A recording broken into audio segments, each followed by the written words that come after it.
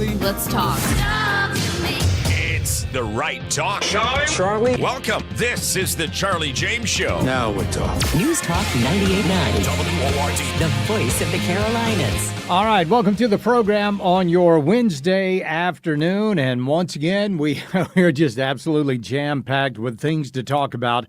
Coming up in just a little bit, Drew McKissick is going to be joining us to give us an update on the primary elections that are going on. We do have a little information that we're going to give you right away, but there is some questions about the eligibility of some of these candidates to run, and it has to do with one of the South Carolina laws, Section 7-11-50, 55, and 60, who really determine what happens when somebody wants to leave the office that they're running for to run for another office.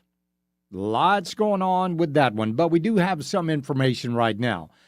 Those who voted Republican in the Republican primary back in June, you are eligible to vote in this primary.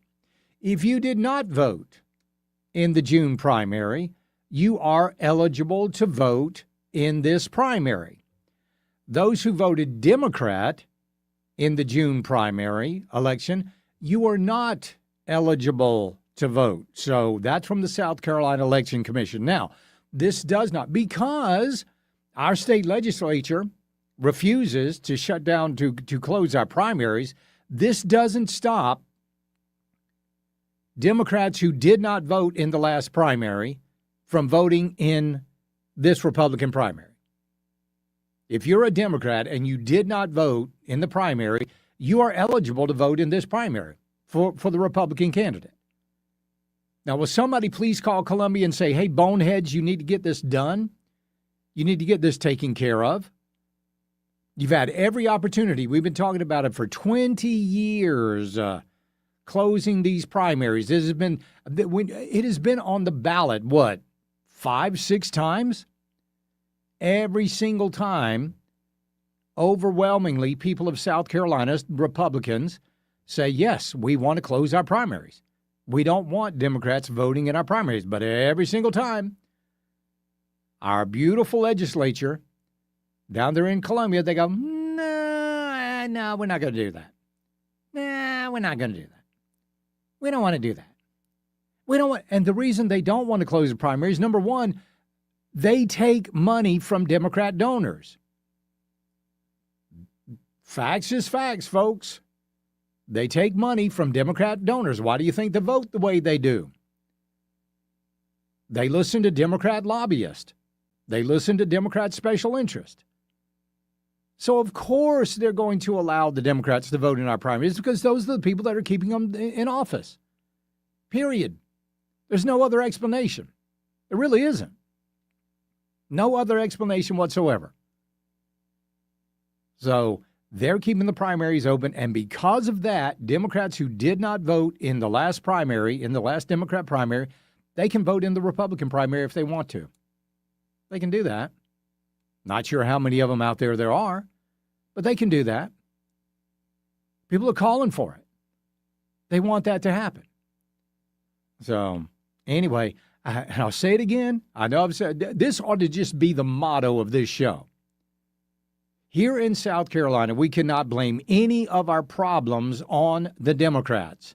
Hard to fathom, isn't it? It really is hard to fathom. Every problem that we have here in South Carolina, from the elections to the budget, to the roads, to the bridges, to the infrastructure, to data centers, to you name it, it's all caused by those clowns that claim to be Republicans down in Columbia. And the sooner we get rid of those guys, the better. Absolutely. But we still keep voting them in for whatever reason, and people just don't get it.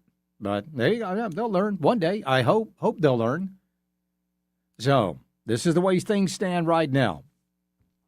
Filing date for this primary election is going to be July 21st through the 28th. That starts this coming Tuesday and will last a week. The early voting for this primary is going to be August 5th, 6th, and 7th. The primary is going to be August 11th.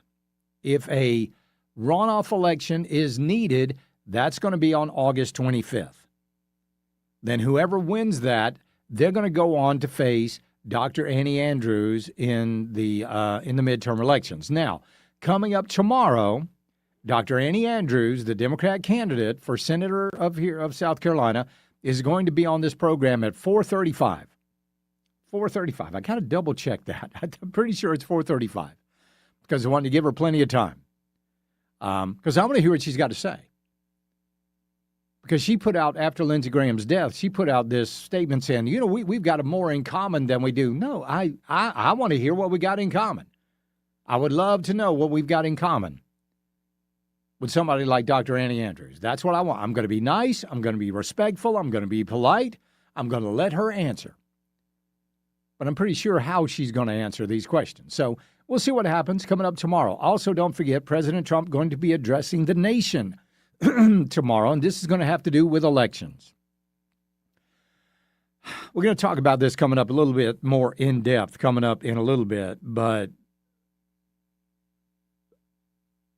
there are already networks out there that are saying they're not going to cover it. They're not going to cover it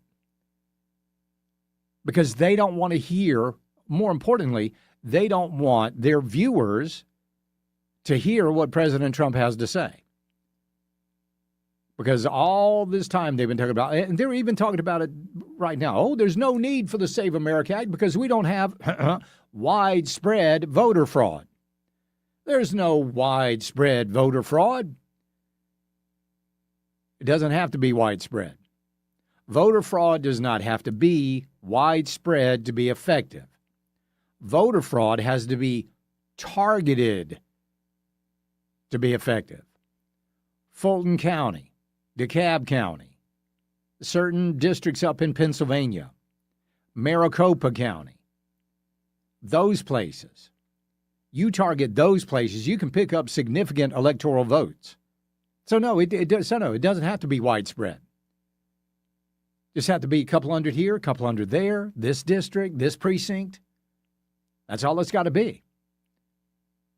So we'll see what President Trump has to say. But whatever he says, and I will repeat this, tomorrow night he has got to be on point, on message. Do not chase rabbits tomorrow night. He's got to be precise, or the Democrats are going to try to pick every single thing he says apart. They're going to nitpick it to death. We'll see what happens. When we get back, there was a hearing about the Supreme Court yesterday, and Amy Coney Barrett really raised a cause for alarm. We'll tell you about that coming up next. It's the Charlie James Show. News Talk 98.9 WORD, the voice of the Carolinas. 15 minutes of nonstop breaking news and stimulating talk kicks off every hour. On the Charlie James Show. News Talk 98.9 WORD. the voice of the Carolinas.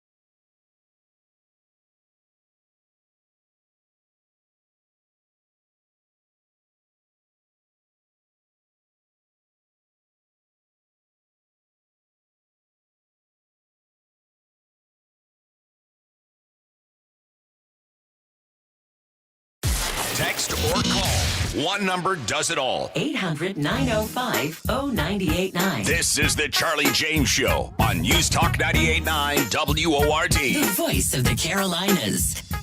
We are a nation based on the rule of law. And those laws are kept to look over by our judges here in this country, ultimately the Supreme Court. And judges are supposed to rule without fear or favor. Without fear or favor. There was a hearing yesterday on Capitol Hill regarding the security, the increased security for Supreme Court justices. Now, let me ask you something. Why do you think Supreme Court justices need extra security? Why do you think they need more security? Because of conservatives? No. Why would you? No. Not conservatives. Liberals. Liberals are threatening our justices. Now, this is what, they're the ones that call us fascists. They're the ones that call us Nazis. They're the ones that call us authoritarians. No, they're literally the ones that are all of those things. This is what authoritarian regimes do. You threaten judges. Remember Kavanaugh? The guy that showed up outside Kavanaugh's house, heavily armed, guns in his car? Remember when they were protesting outside the justices' homes? Remember that? Every one of those people, that was a violation of U.S. code. Every one of them should have gone to jail. Did Merrick Garland throw them in jail? No, of course not. Why would Merrick Garland do that? Why would he do that? He wouldn't do that.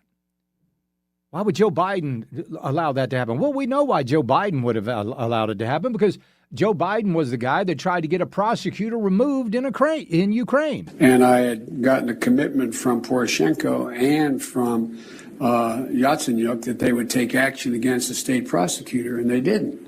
So they said they were walking out to press conference. I said, no, I'm not going to, we're not going to give you the $1 billion. They said, you have no authority. You're not the president. The president said. I said, call him. I said, I'm telling you, you're not getting $1 billion. I said, you're not getting $1 billion. I'm going to be leaving here. And I think it was, 6 hours? I said, I'm leaving in 6 hours. If the prosecutor's not fired, you're not getting the money. Oh, son of a got fired. Hey, got fired. That's what authoritarian regimes do. That's what they do. They tinker, they tamper with, they threaten the judicial system. Well, Amy Coney Barrett was testifying yesterday on Capitol Hill. Let's take a listen to what she said. So I thought I would just share a little bit about how the threats have affected me and my family personally.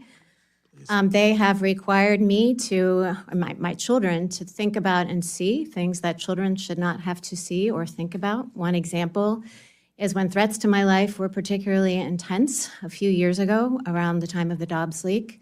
My security detail sent me home with a bulletproof vest, and I carried it into my house, put it into my bedroom, dropped it down on a table, turned around, and my 12-year-old son was standing in the doorway of my bedroom, and he wanted to know what it was and why I had it, and I didn't know how to respond because maybe I lack imagination, but I didn't expect that performing this service was going to put me in the position of explaining to my children what a bulletproof vest was and why I had to wear one. It's also been reported in the news that roughly 6 weeks ago, I was the victim of a swatting incident. At that point, my teenage son, one of my teenage sons, opened the door to go out with friends and saw in our street, it was full of police cars, who had responded to a false report of gunshots and raised voices in my home. I was very, very grateful that I had Supreme Court police outside my home because they were able to stop and meet with and explain to the county police that it had been a false alarm. And so, without fear or favor, this woman, Amy Coney Barrett, is living with fear. Should she have to live with fear? No, she should not have to live with fear, but she is living with fear. She is living with fear because of the radical leftists out there who do not mind pulling a gun on somebody. But let me ask you a question. Amy Coney Barrett, Where were you? Where were you after Butler? Where were you after they caught the guy in the bushes down in Florida outside the golf club? Where were you when the kid shows up with a shotgun at the White House? Where were you, Amy Coney Barrett? Where were you? Where were your concerns then? What about Charlie Kirk? What about when a guy tried to assassinate Lee Zeldin, something that everybody just, forgot about? Guy had a double-bladed knife try to slash Lee Zeldin's throat. Where were you? Were you concerned then? This woman is living in fear, and I'm going to say this, she needs to step down. Because after that testimony that I heard yesterday, and I've seen her rulings over several of the cases here in the past few weeks, I'm not so sure that Amy Coney Barrett is capable of ruling without fear or favor. Because she has shown that she is full of fear. But where was she? Where was she? Where was she when the guy broke into the White House Correspondents' Dinner and tried to kill not only President Trump, but members of his cabinet? Did we hear anything from Amy Coney Barrett at that time? No, we did not. But because she had to explain to her 12-year-old son what a bulletproof vest is and why she has one, all of a sudden that's an issue? No. This woman is not, like I said, she is not ruling without fear or favor. She is very, very fearful. And it makes me wonder if her decisions are actually based around that fear. Oh, my goodness. If I rule this way on birthright citizenship, maybe my kids... Think about that for a second.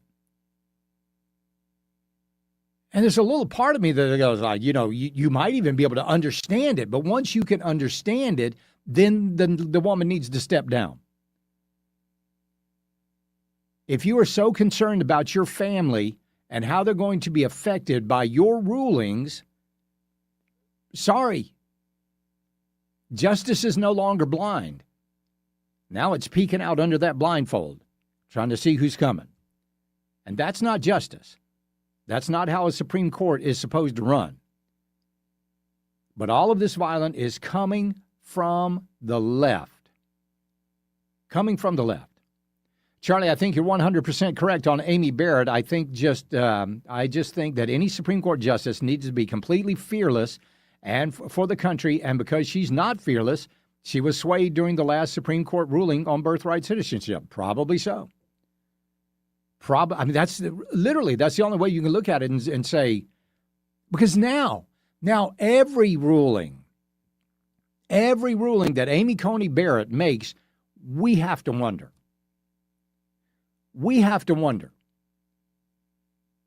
Was this really how Amy Coney Barrett felt? Or was this Amy Coney Barrett protecting herself and her family? Amy Coney Barrett, nobody would blame you if you came out and you said, listen, this job has gotten just too damn dangerous. I'm not putting my kids through this. I'm not putting my family through this. I'm not going through this anymore. I'm stepping down. Nobody would blame you. But you need to point out where it's coming from. You need to get out there and say, listen, these nuts on the left, they're crazy, and I'm not putting my family in harm's way. I'm resigning. That's what you need to do. Yeah, Charlie, why wasn't Schumer arrested for threatening the justices? Yeah, you hear that, Gorsuch? You hear that, Kavanaugh? You reap the wind, and now you'll feel the whirlwind. You remember when he said that? Of course. He also threatened the justices. But if we have to wonder if a Supreme Court justice's ruling is actually without fear or favor, or we have to wonder if their ruling is just to protect themselves and their family, then we no longer have confidence in the Supreme Court. We'll be right back. It's the Charlie James Show. News Talk 98.9 WORD, the voice of the Carolinas. This is Lee Rogers. Be the first to break the news. share your story at news@989WORD.com.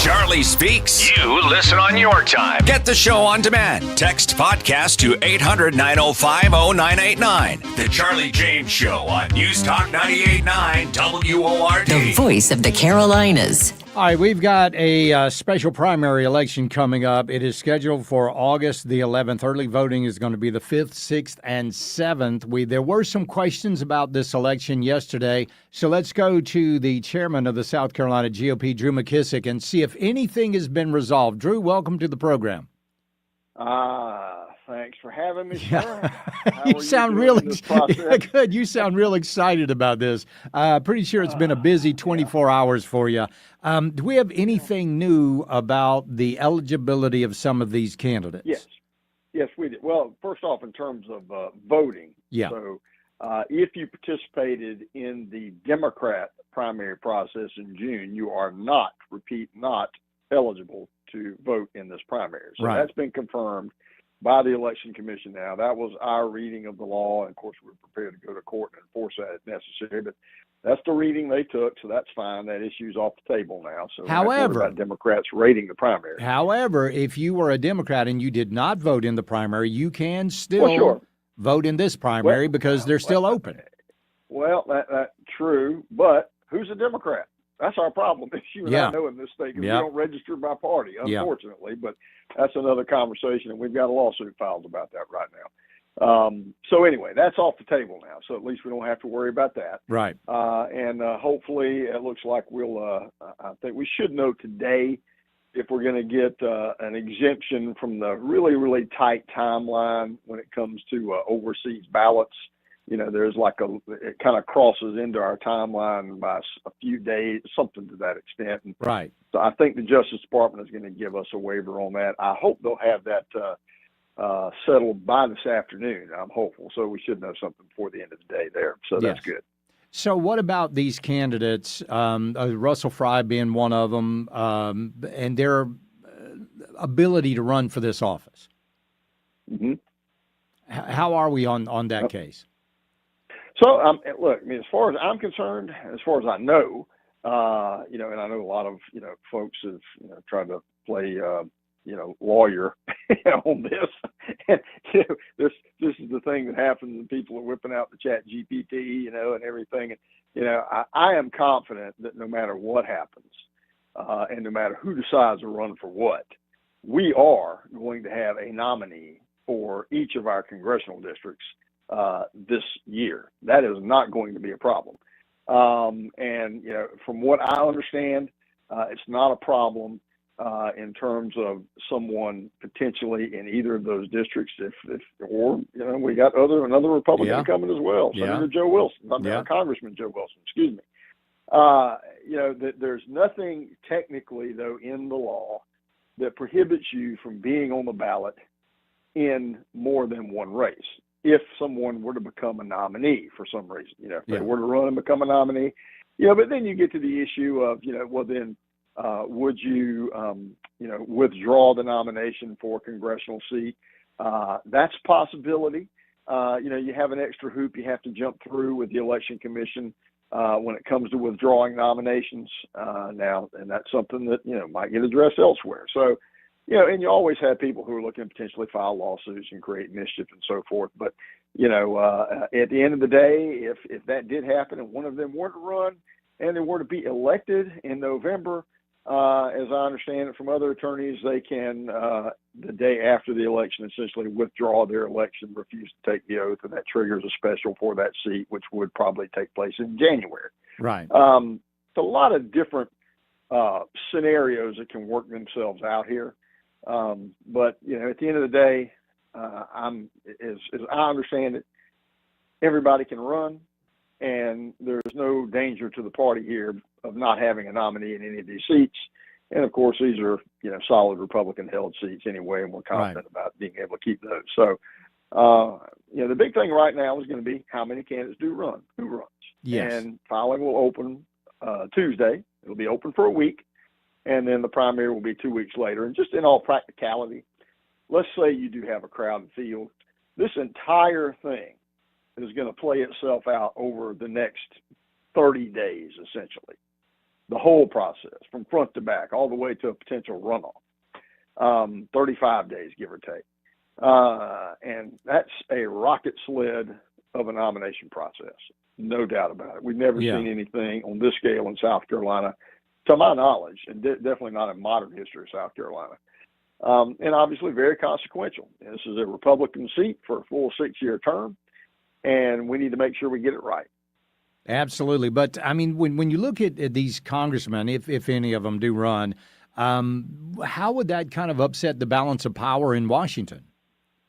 Well, that's why I mentioned the issue of the ability potentially to run essentially for both seats and then resign one after Election Day. Okay. So you're not worried about, basically what you're trying to avoid is between now and Election Day, Mike Johnson being down a man in the House caucus. Right.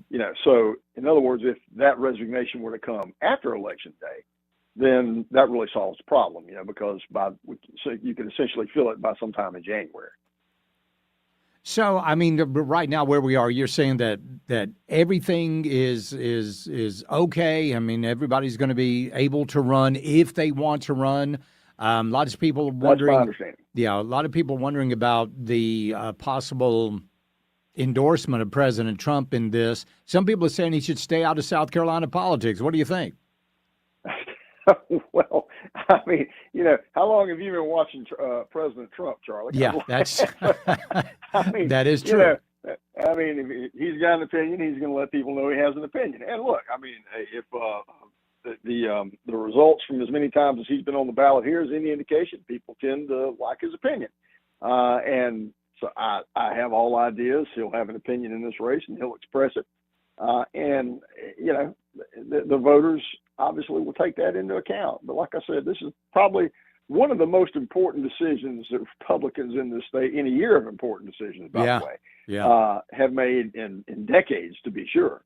And with this many open seats on the ballot at one time, I think this is the most we've had at the statewide congressional level, 25 years, give or take, or something, just a very, very long time. Yeah. So we will see. All right, we'll keep an eye on it. Drew McKissick, thank you so much for being on the program this afternoon. We appreciate it. Yes, sir. Take care. Take care. Yes, sir. So, yeah, it's crazy. And now we got Joe Wilson. He's, he's talking about getting into this race. Good. Folks, I was talking to the boss earlier, not Sheila, the boss here. It's crazy. It is getting absolutely nuts. Now, we had Timmons on yesterday, Congressman Timmons, and I asked him, I said, are you going to vote? And he was like, no, and he seemed to get really upset yesterday. Not so much on the show when I was talking to him, but after the show, he started talking about how disrespectful it was for people to be throwing their hats into the ring and how we haven't even buried Lindsey Graham yet. I understand that. I understand the emotion behind that, but this cannot stop. We've got to get this done. I mean, we've got to fill this void. Yes, we've got Darlene Graham Nardine in there and Nardone in there, and we hope she does a great job. But we've got to get this seat filled for the next 6 years.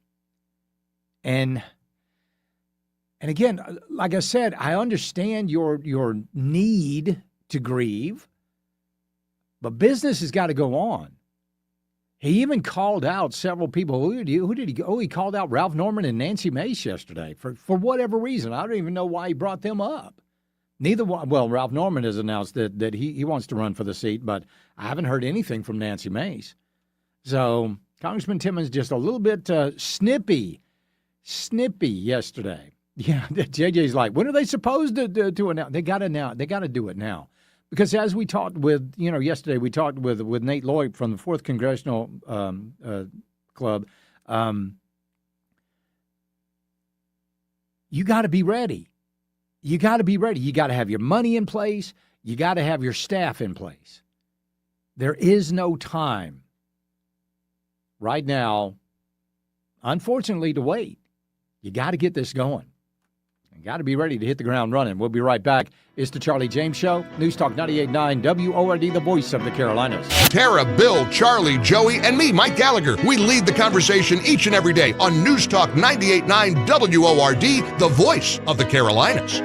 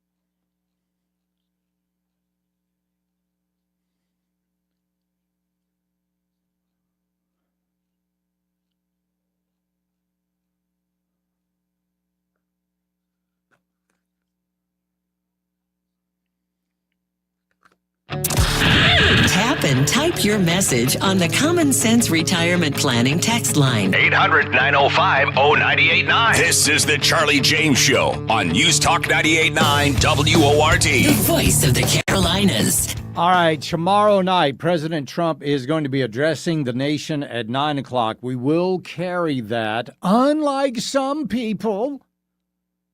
We're going to carry that for you live here on News Talk 98.9 WORD. Some networks aren't going to carry this because they don't want their viewers to hear what Donald Trump has to say. So what is he actually going to say? Well, a report by PMS Now on what they're being told President Trump will primarily focus on his address Thursday night is voting machines and foreign election interference. Two big names are involved, one being acting DNI Director Bill Pulte, the other, John Solomon. John Solomon has done some amazing work on China's interference in our elections. Do you know what they were doing? China was shipping over to the United States fake driver's licenses so that people could take them and vote. Yes, that's exactly. Listen, if John Solomon says it, you can take it to the bank. You can take it to the bank.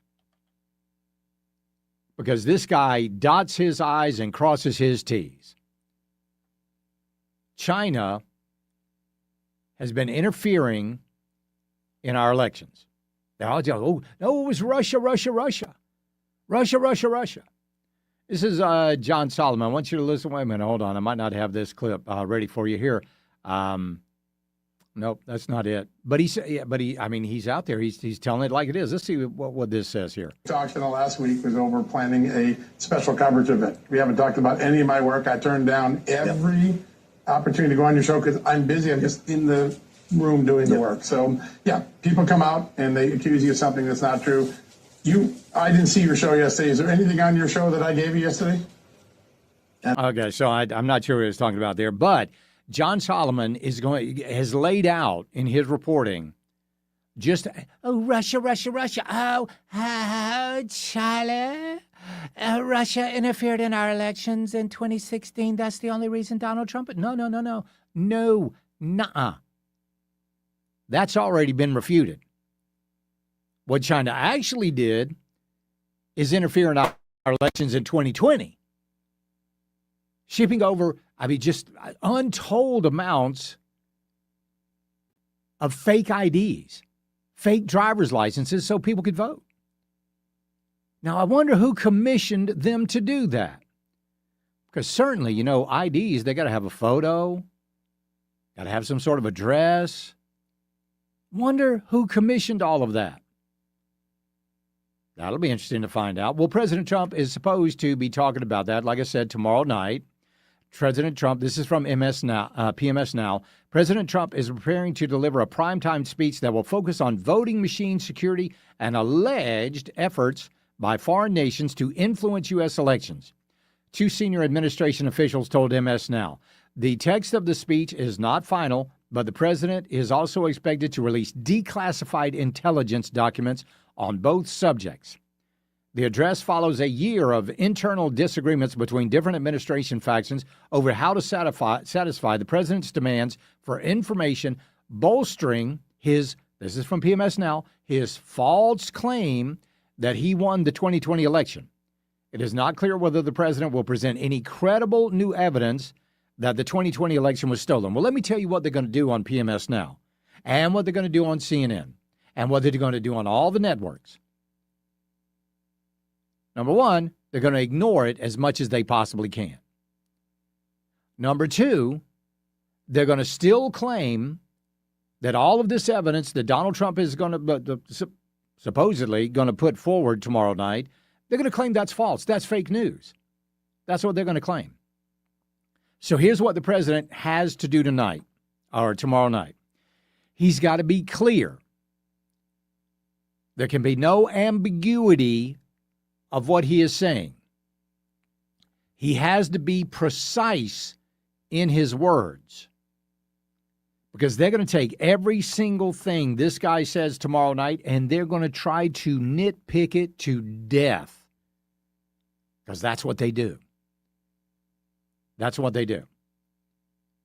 I've often said Donald Trump could say, "It's a great day in America," and the New York Times would say, "Trump, without evidence, says great day in America, raining in Des Moines." That's just how they do.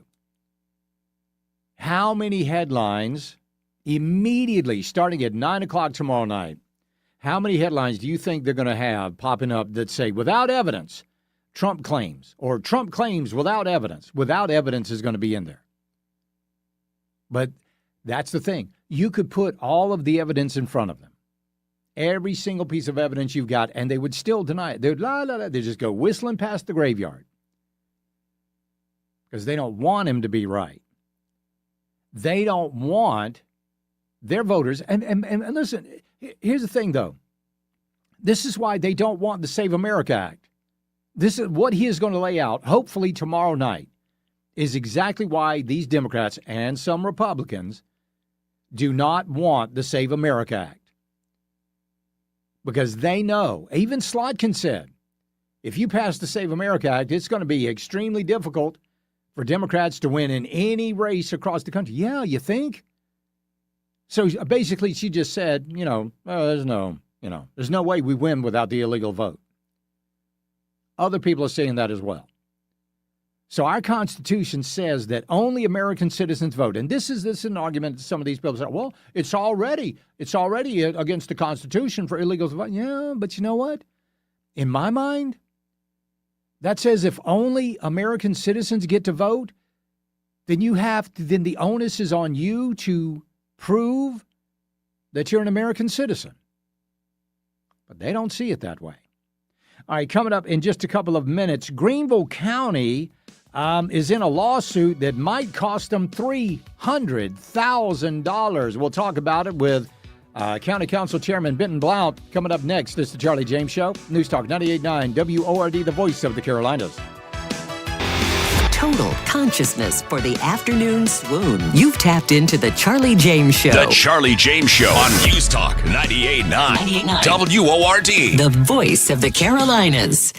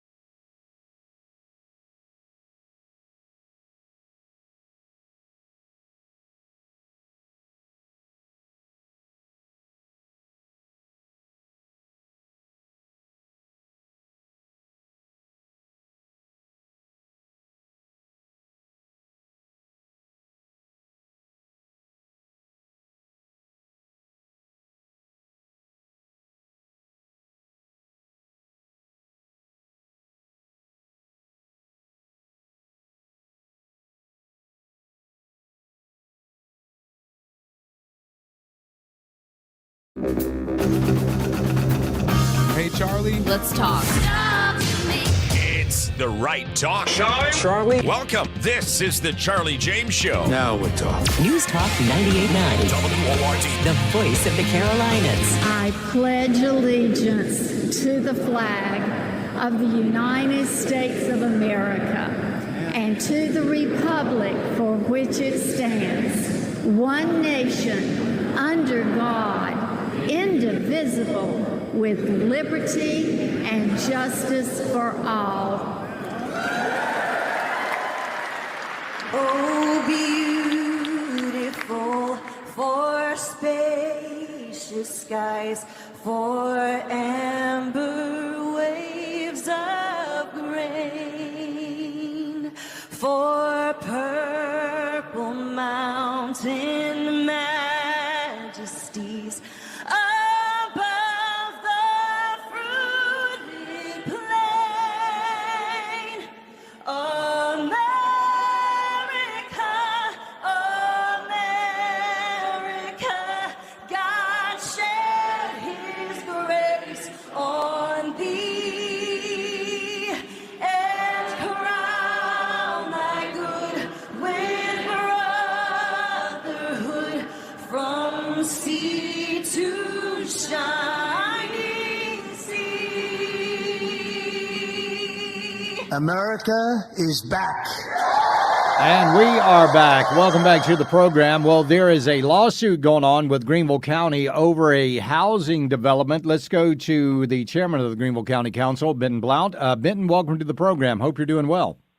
I'm doing good, Charlie. Hope you are as well. Yes, sir. So is this over the Owens Glen project? Yes, sir. This is something that took place. It's been long going, started in 2024, and just back and forth through the process up until a recent reconsideration and denial by the Planning Commission. And now we are dealing with some litigation currently in the court system. So just to get up to speed, this was a 118-acre, 300-home development. It was approved by the Planning Commission, and then here recently it got unapproved?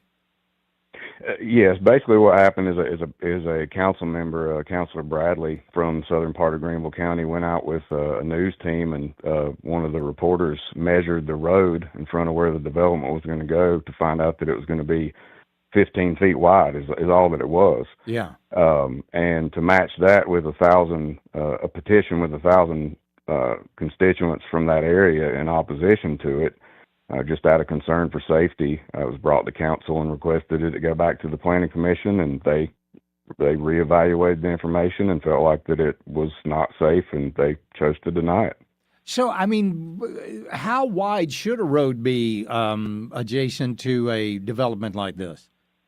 You know, it really depends, not just on that development, but the surrounding area, if there's other residential areas. But there's different metrics that they use, whether it's a state or county road. I know that 15 feet is not very wide, and to any of your listeners currently sitting in traffic, I know that concern about traffic congestion just continues to grow. So I don't know what the exact answer is on the right width, but I think that 15 is definitely pretty narrow.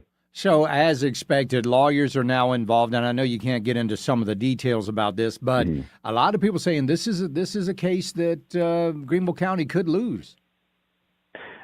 You know, like I said, I definitely can't speak to the case itself yet until the judge gives the ruling. But development in Greenville County and South Carolina in general is just a difficult process. We have a lot of state laws that kind of tie our hands to certain things, and when the public is in opposition, we obviously listen to our citizens, but that can unfortunately put us up against the court system sometimes. But, you know, that's what we're trying to do, is really balance out, obviously following the law, but also listening to our citizens. Kind of got me that even Ennis Fant said that the Planning Commission got this one wrong. Yeah, I mean, you know, I think a lot of it comes back to we really have to bear down and follow our state laws, or we have to lobby our legislators to change them. And until then, we're going to find ourselves in these predicaments, and even have some people sometimes that normally wouldn't speak out in a way you think they would, like Dr. Fant, that might say something that could prove to be true, but we'll have to wait and see. Now, I know that there was at one time, if you were planning a development, then the developer had to come in and do a traffic impact study. Is that the case now? And not in every instance, and I think it should be the case. Yeah. Again, it goes back to a lot of state laws we really need to get fixed, or we need to up our standards at the county as well, which we're currently working on. But I think that every development in Greenville County at this point needs to have an impact study, especially when it comes to roads, but also infrastructure and other things that need to be available and ready to go. I mean, the way that we're growing, the rate at which we're growing, I mean, that just only makes sense. I mean, that's a safety issue, isn't it? Oh, definitely a safety issue. I think that not just for citizens driving on the road, but for our emergency services, EMS, fire, police, just being able to access these roads, get to these developments so they can service the community. And we just have had a lot of piecemeal development over the last couple of decades, and we're trying to get our house in order. It's just it's a large task to take on. Well, I know that we can certainly look at Charleston as an example. They did that piecemeal development right after Hugo came in. They were just trying to rebuild so quickly. They approved everything, and now they're in a mess. Absolutely. That's what we're definitely focusing on, trying to work on. Concurrency is a word that's been floated around in Columbia, but that's something that I know Councilor Collins has been focusing on here in Greenville County, just making sure that when we are developing anything, when developers are developing, that the infrastructure is in place and ready to go. And if not, then development shouldn't be able to take place there. Was this a huge issue for the residents? I mean, a lot of people speaking out against this? Oh yeah, to have 1,000 people on a petition is a big deal. Usually you might have 100, but to have 1,000 really shows you that entire community is adamantly opposed to whatever it is. You're exactly right. Well, we'll keep an eye on it. Benton Blunt, thank you so much for joining us this afternoon. Always a pleasure to talk to you, sir. Thank you. Thank you, Charlie. Yes, sir. Take care. All right, when we get back, it's 4:13, or will it be 3:13? The House votes on daylight savings time. It's the Charlie James Show. News Talk 98.9 WORD, the voice of the Carolinas. This is Mark Levin. Join me tonight at 7 following Charlie James for the Mark Levin Show, a News Talk 98.9 WORD, the voice of the Carolinas.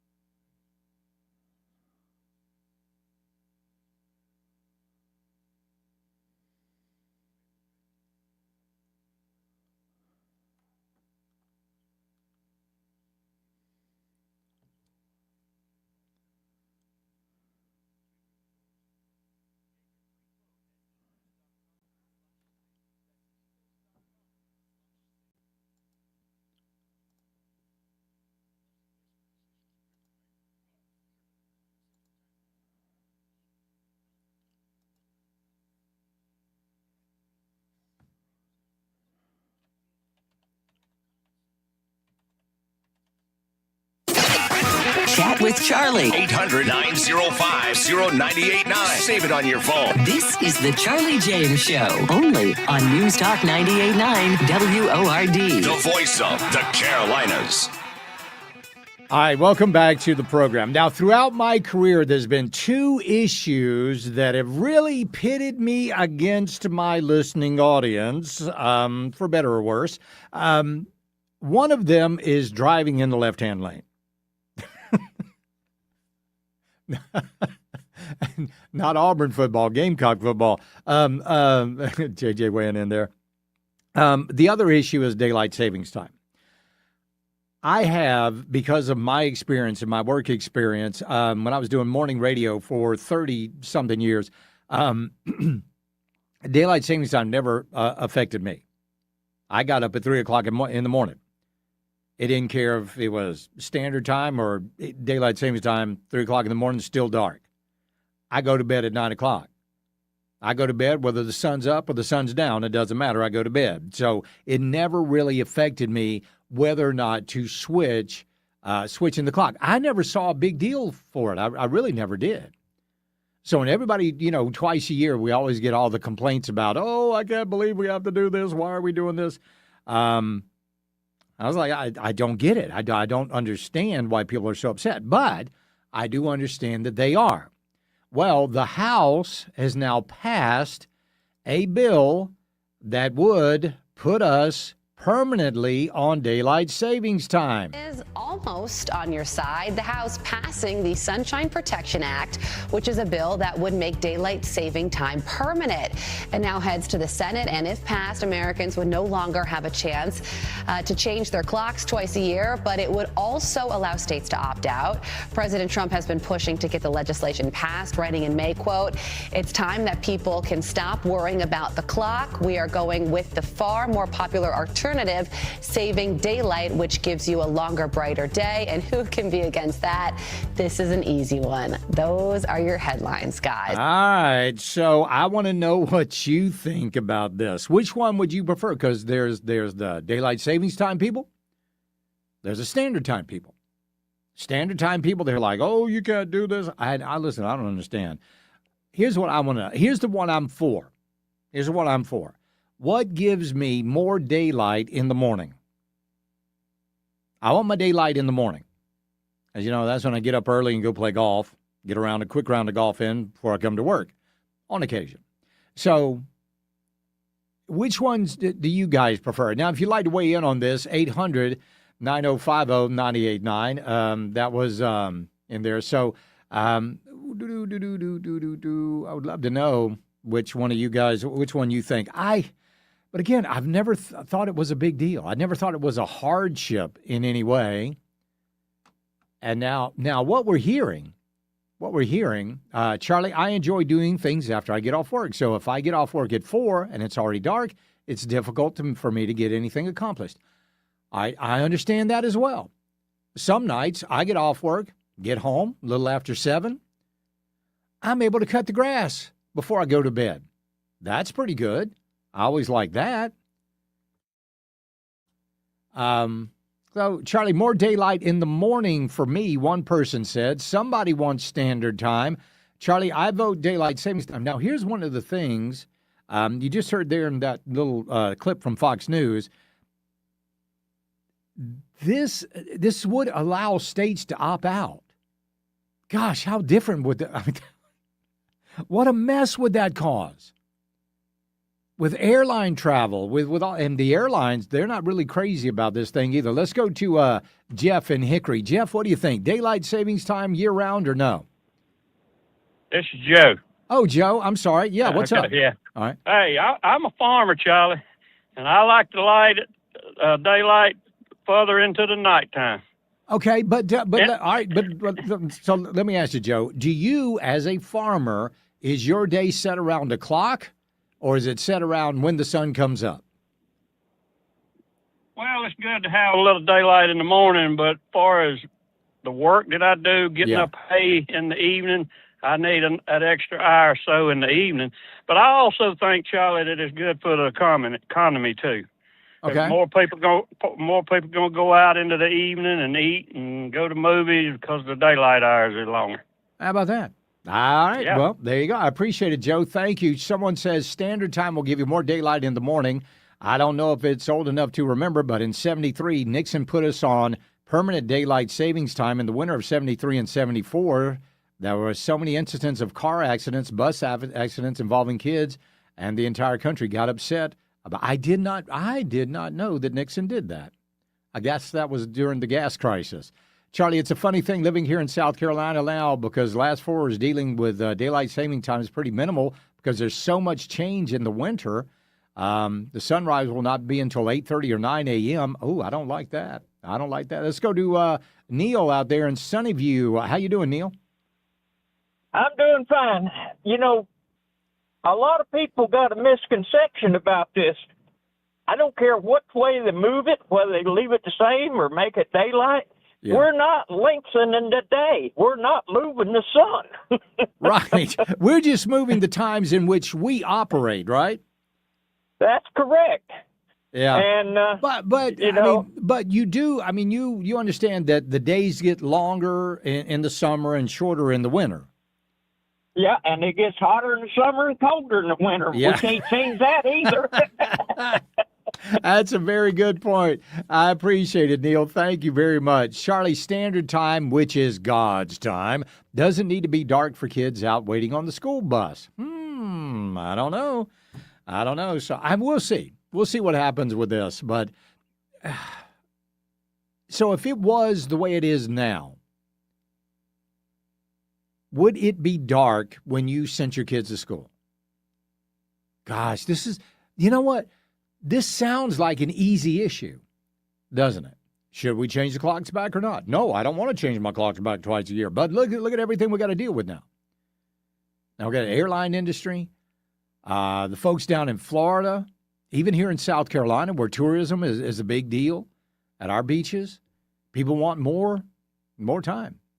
Charlie, the deer will needs a heads up to make the roads safer. There you go.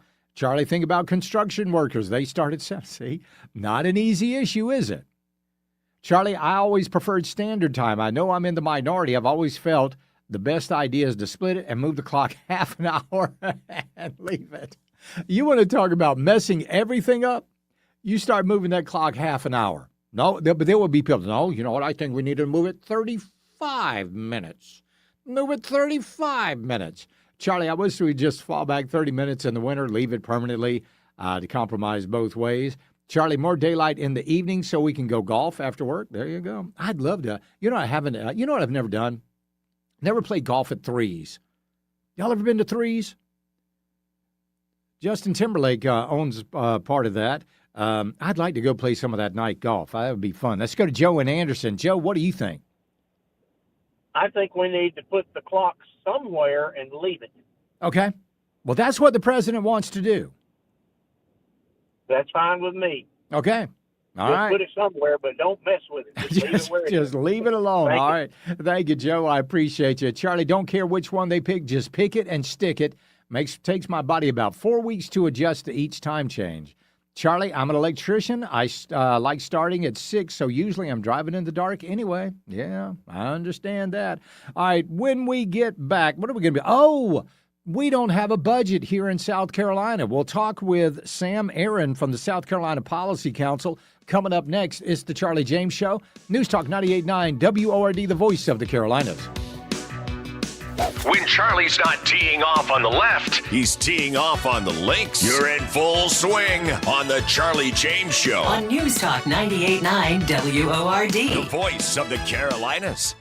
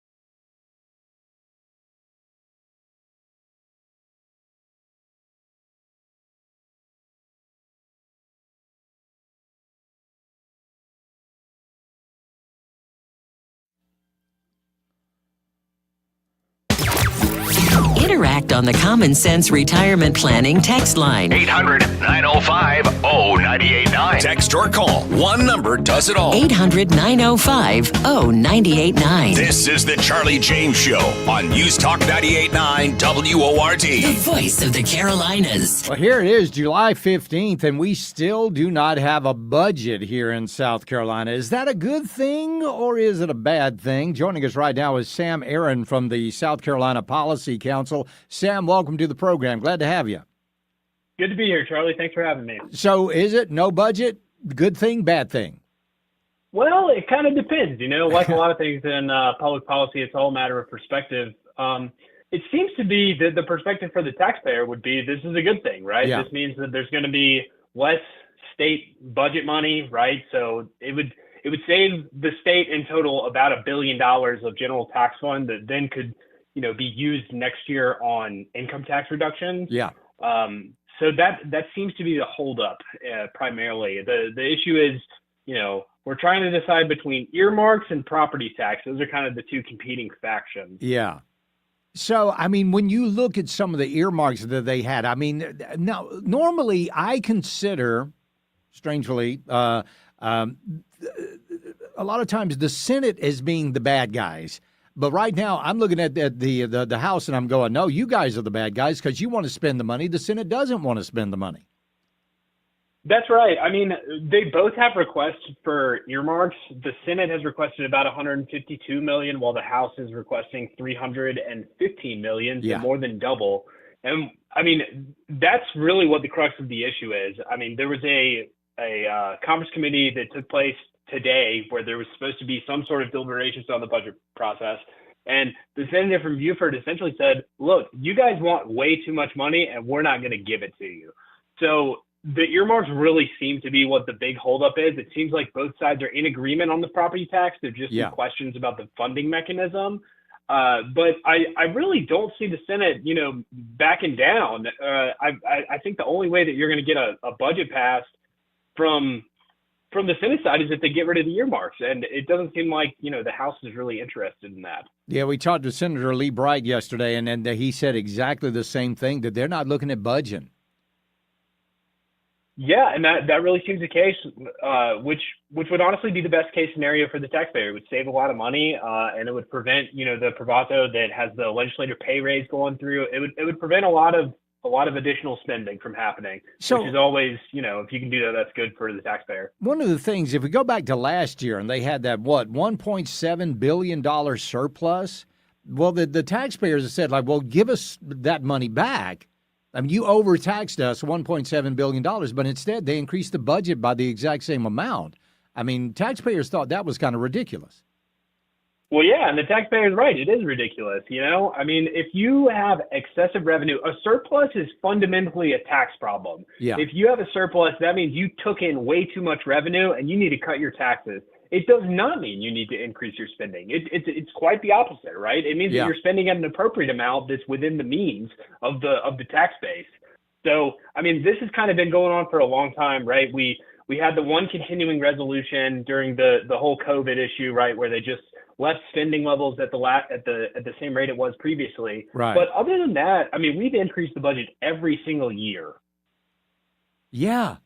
Every single year, and still we got bad roads, we got bad bridges, we got bad schools.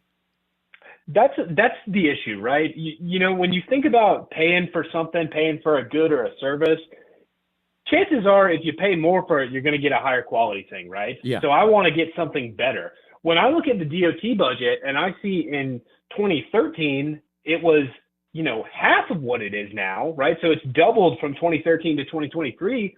I don't think the roads are twice as good as they were. Do you? No, I don't. I don't think there's any improvement whatsoever. They've probably gotten worse. So, but this is this just South Carolina politics as usual? Well, I think it's a little bit different.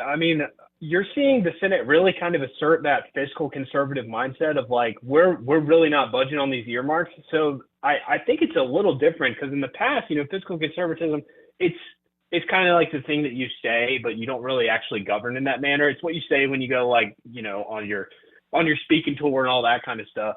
But this is different. I think that you've kind of got three central paths forward, as Senator Davis from Beaufort laid out. You have the continuing resolution, right, which would essentially keep the budget the same as it was last year.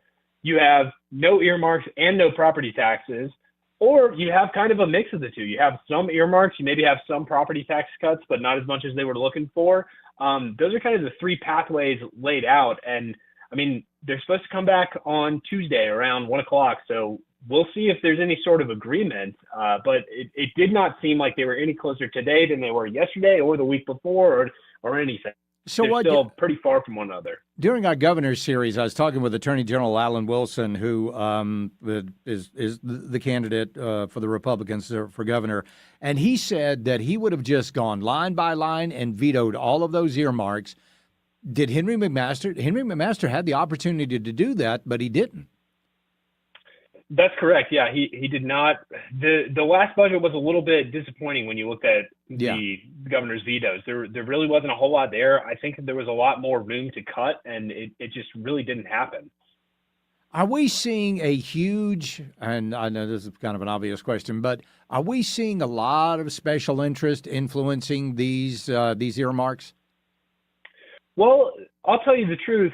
It's hard to tell. That's the issue. Right now, we have a process that is just really opaque, and there's a lack of transparency. So when you go to look at the list of what's complete on the earmarks, you see the name of the lawmaker who has made the request, a brief definition like, fire truck or whatever, and then the dollar amount. And that's it. So you have no idea what's actually going on. There's no description of how the money's going to be spent. There's no description of who they're going to be paying the money to, right? So you don't have enough information to really additionally scrutinize it. And my colleague, Rick Brundred, who is the leader of the NERV, our investigative journalism outlet, he did some looking into this, and he tried to file a Freedom of Information request to get the full document so he could see what these contractors were, to see if there's any sort of connection here and anything that looks a little funky.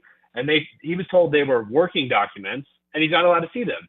So that means that you can't see the documents until after they pass the thing and they've already spent out the money. I mean, that's just ridiculous on its face. That sounds like the Scout Motors deal. We saw the bill, we didn't see the deal.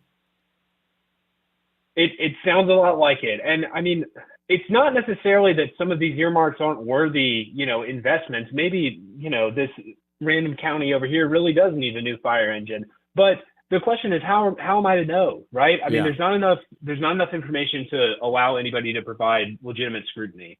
Yeah, you're exactly right. So we will see how that goes. And you said they're going to be back they're going to meet again coming up on Tuesday to talk about the budget?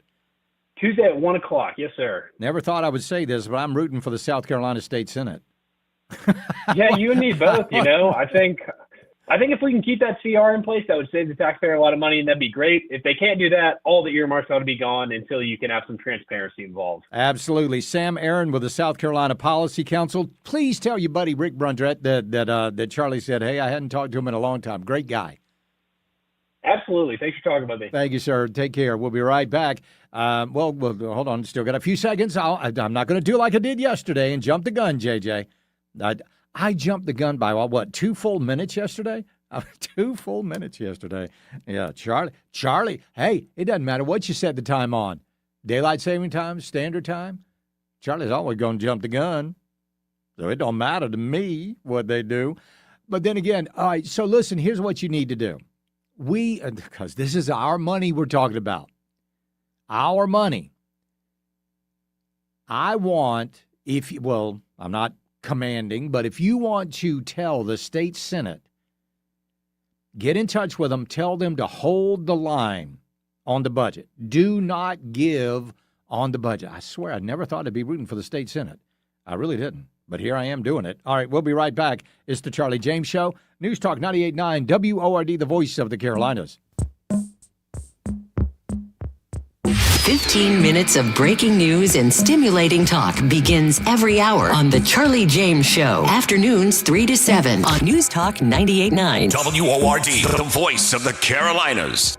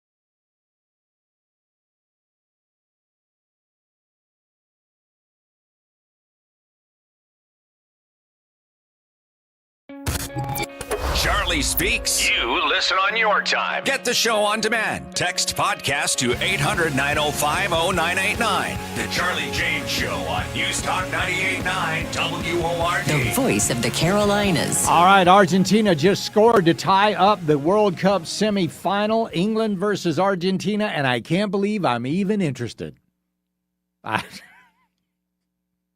I spent 62 years of my life not giving a rat's rump about the World Cup or soccer in general, and now I'm like, come on, Argentina, come on, Messi, let's get this thing done.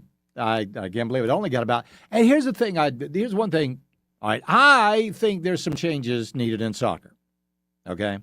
Number one, do away with that whole offsides thing. Nobody even knows what the heck it is. Nobody, there's probably like 10 people on the whole planet that can explain what offsides is in soccer. Number two, have your clock count down. So we will know. I got to do math. They play for 90 minutes regulation. Then they do additional time or added on time to it. So your first half, you might play for 45 minutes. And then it'll be like, all right, they're adding 7 minutes to the clock. What? Why are you doing that? Anyway, so now we're coming upon the end of regulation time. Will be an extra time coming up between England and Argentina. WRD Talk Line, 800-9050-989. That's also the Common Sense Retirement Planning text line. As you know, and I do want to keep reminding you, coming up tomorrow at 4:35, you know what? I do need to double-check that. Let me just double-check that. Because it's either going to be 4:35 or it's going to be yes, 4:35 tomorrow. We're going to be talking with Dr. Annie Andrews. She is the Democrat candidate for the Senate seat here in South Carolina, okay? Let me tell you how this is going to go, all right? I'm going to be nice. I'm going to be respectful. I'm going to ask her hard questions in a difficult way. No, let me rephrase that. I'm going to ask her difficult questions in a nice way. And I'm going to let her give her answers. And I'm going to let you hear what the Democrat candidate for Senate here in South Carolina, how she responds. Okay? Not going to do any attack questions. Not going to do anything, no gotchas. Just going to be, here's the question. I want to hear how you answer. Because I want to know what this woman believes.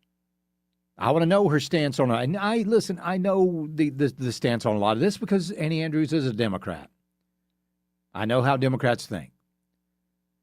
But we've got some psychos out there in the Democrat Party, the DSA, which, by the way, is releasing their platform for what they want in America. We'll get to that in a second. Let's go to Bill in Anderson. Bill, welcome. Hey, how are you, Charlie? I'm doing good. What's up, man? 2 words to change soccer forever. Okay. 2 balls. You get 2 balls out there and just let them go? The second. That would be pretty good. That would be pretty good. I don't know if that was a euphemism, but it would make the game very interesting.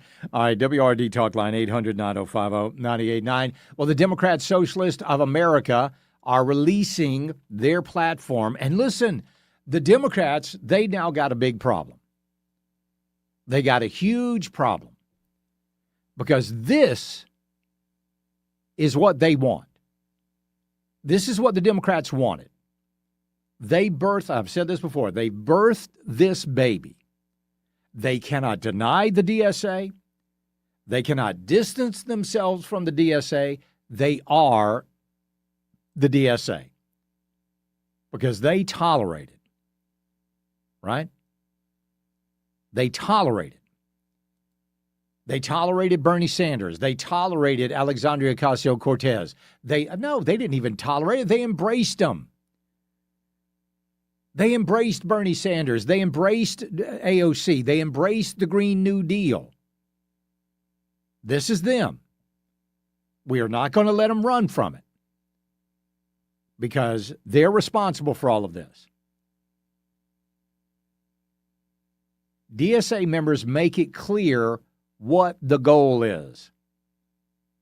The goal is to bring down what they call the American empire. Don't believe me? Well, let's take a listen to one of them.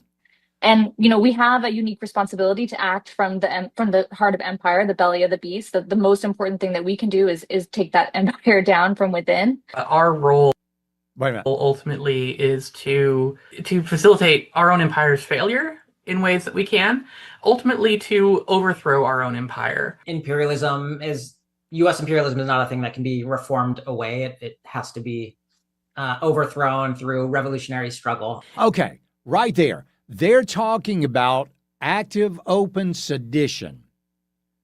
Their platform is treason against the United States of America and taking down the United States government. That's what they stand for. That's what Zoran Mondani stands for. That's what AOC stands for. Bernie Sanders. That's what Graham Plattner stood for. They want to take down this government and take down this country. And do what with it? There are a lot of communist countries out there, a lot of socialist nations out there. You can just pack up and go to any one of them. Probably be much happier. But this is a group of people who, let me tell you an interesting thing about revolution, and that's what they want. They want revolution. The revolution never has a sunset. The revolution never has a finish line. You've never seen these people have revolution, cross the finish line and go, all right, revolution's over. Okay, let's get to work. Never works that way. There are still people in Cuba right now chanting "Viva la Revolution." Oh, wait a minute. What are you revolting against now? What's the big revolt? You got what you wanted. I'm sorry you're having to drive a 1956 Buick with a Volkswagen rear end, but that's what you want. I'm sorry you've only got electricity 1 hour out of the day. Sorry about that. Oh yeah, the big fancy hotel, they've got it 24 hours a day, but don't worry about that. That's okay. I'm sorry you got what you wanted, but you got it. Live with it. But that's what these people want. They want it, and they're going to do their best to get it. Let's go to Tommy on line one real quick. Tommy, welcome. Hey, I wonder, back when the Democrats were doing the whole Obamacare thing and pushing that so much, there was a lot of discussions. So I wonder how many of these folks support euthanasia, like there was the discussion back during Obama. Oh, you mean like they did want like free Medicaid and Medicare for everybody? What happens when you're in an accident or you're sick and they come to you and say, well, you know what? You're not worth living, so we're going to let you die. Yeah. Thank you for giving us the opportunity for free Medicaid and Medicare for all. Oh, they're all for euthanasia, just like Canada. Just like Canada. Tommy, I appreciate it. Got to hit a break here. It's the Charlie James Show. News Talk 98.9 WORD, the voice of the Carolinas. When nasty weather strikes, stay in the know with the upstate's largest staff of meteorologists 24/7 on News Talk 98.9 WORD. The voice of the Carolinas.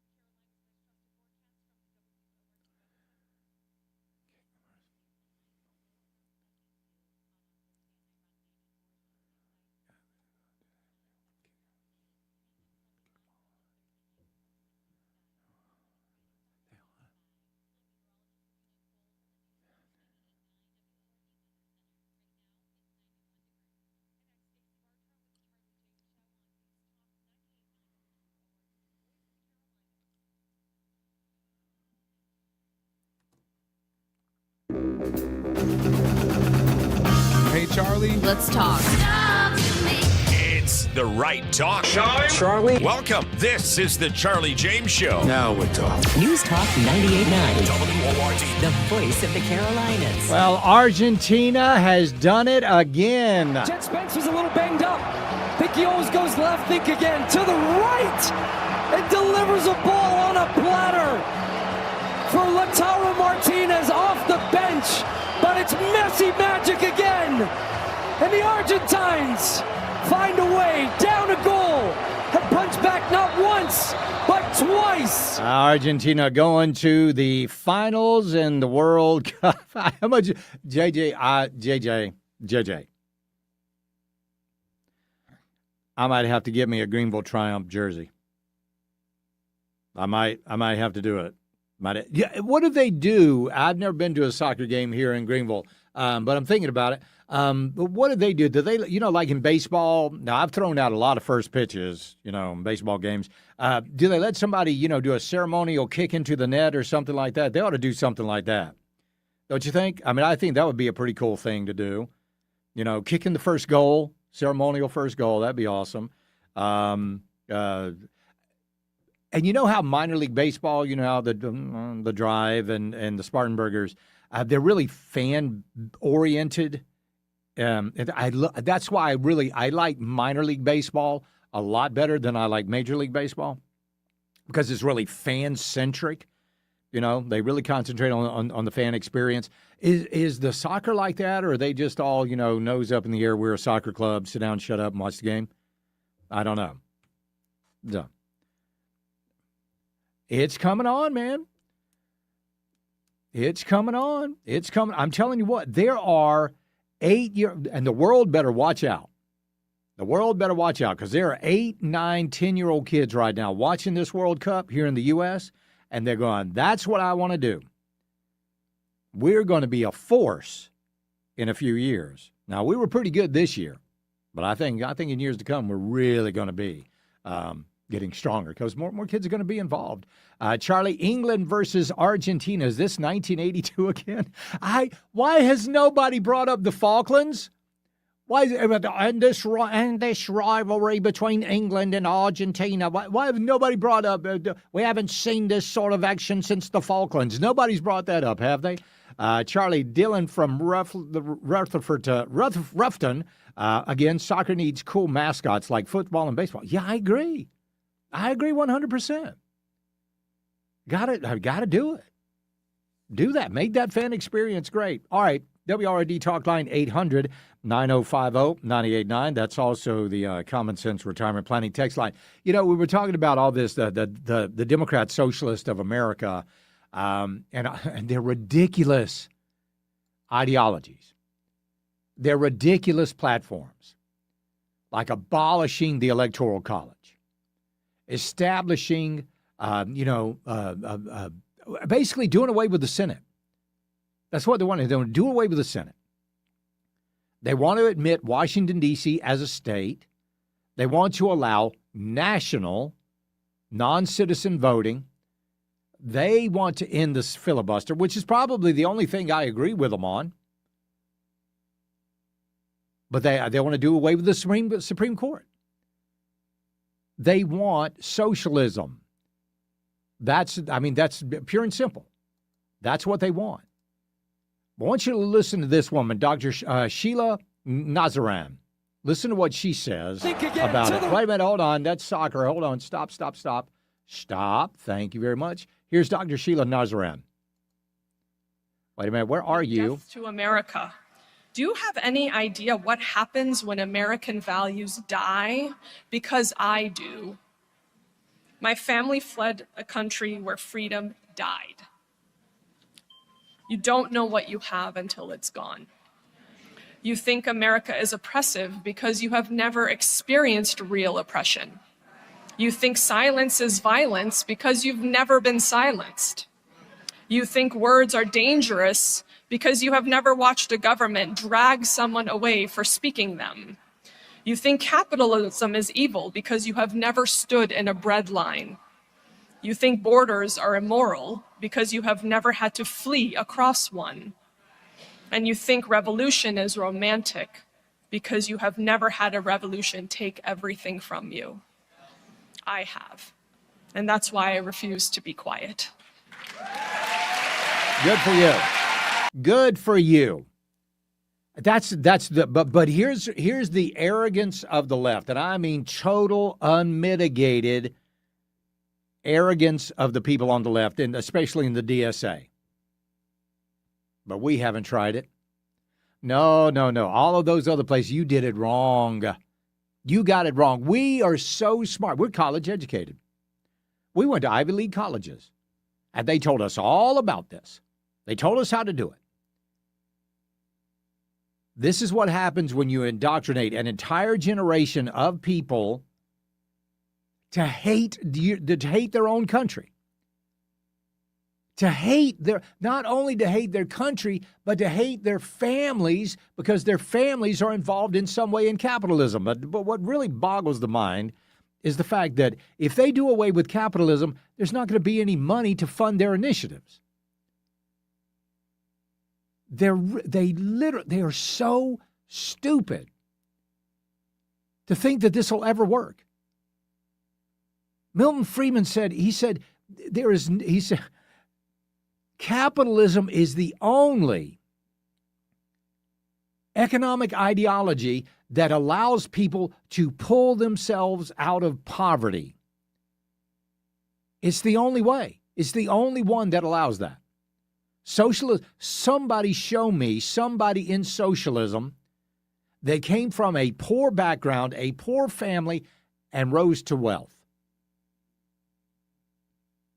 You won't find it. In socialism, where you're born is where you will stay. You know that hammer and sickle that I guarantee you some affluent white female urban liberals are going to be walking around with? You know what that hammer and sickle means? You're either going to be working on the farm or you're going to be working in the factory. Those are your two options.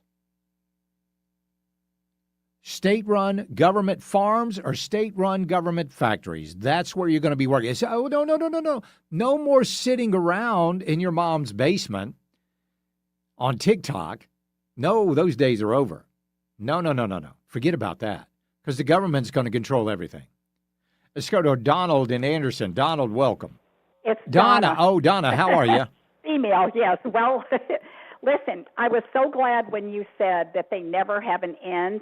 One of the things that we have never learned, still many people haven't, but you just got it, man, and that is that we always think, particularly Republicans, the true Republicans, that if you just negotiate with them and we try to find that nice, sweet middle spot, everything will be okay. But there is never a middle spot with them. If you picture the left on a horizontal bar way over the middle is zero and the Republicans are on the right, we haven't gone anywhere. But they try to pull us over that zero line, ask for all that they want, and then when we make a deal with them, it's halfway on their side. Yeah. And so what people don't understand is when you're dealing with really radical, this applies to the jihadis in Iran that Trump is trying to talk to, or not talking to, thank God, and the Democrat Socialists of America, is when you give in to them a little bit and we think, okay, we just got to compromise. No, you didn't. You just gave them one more step down the hole that they're bringing you. They see it as I won that point, not that we met you in the middle. Now, the next time you talk to them, they're going to want to bring you down one more step. It's never a compromise with them. It's always a win with them, and it never ends, and there's always more steps to the end, just like you said. And what is so frustrating, Donna, is we sit here and we watch these Republicans every single day saying, oh, I want to reach across the aisle. I want to work with our... No, there is no working with these people. That's right. And when you gradually, just like you said, when you tolerate the AOCs and you tolerate Bernie Sanders, what you're doing is you're letting them embed themselves more and more. Yeah. You will never, ever have them tolerate you or meet you in the middle. It is always going down that deep hole with them.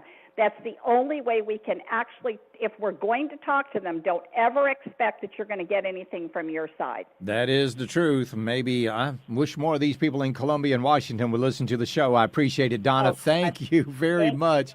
We'll be right back. It's the Charlie James Show. News Talk 98.9 WORD, the voice of the Carolinas. Charlie tells it like it is, whether they like it or not. You're locked into the Charlie James Show on News Talk 98.9 WORD, the voice of the Carolinas.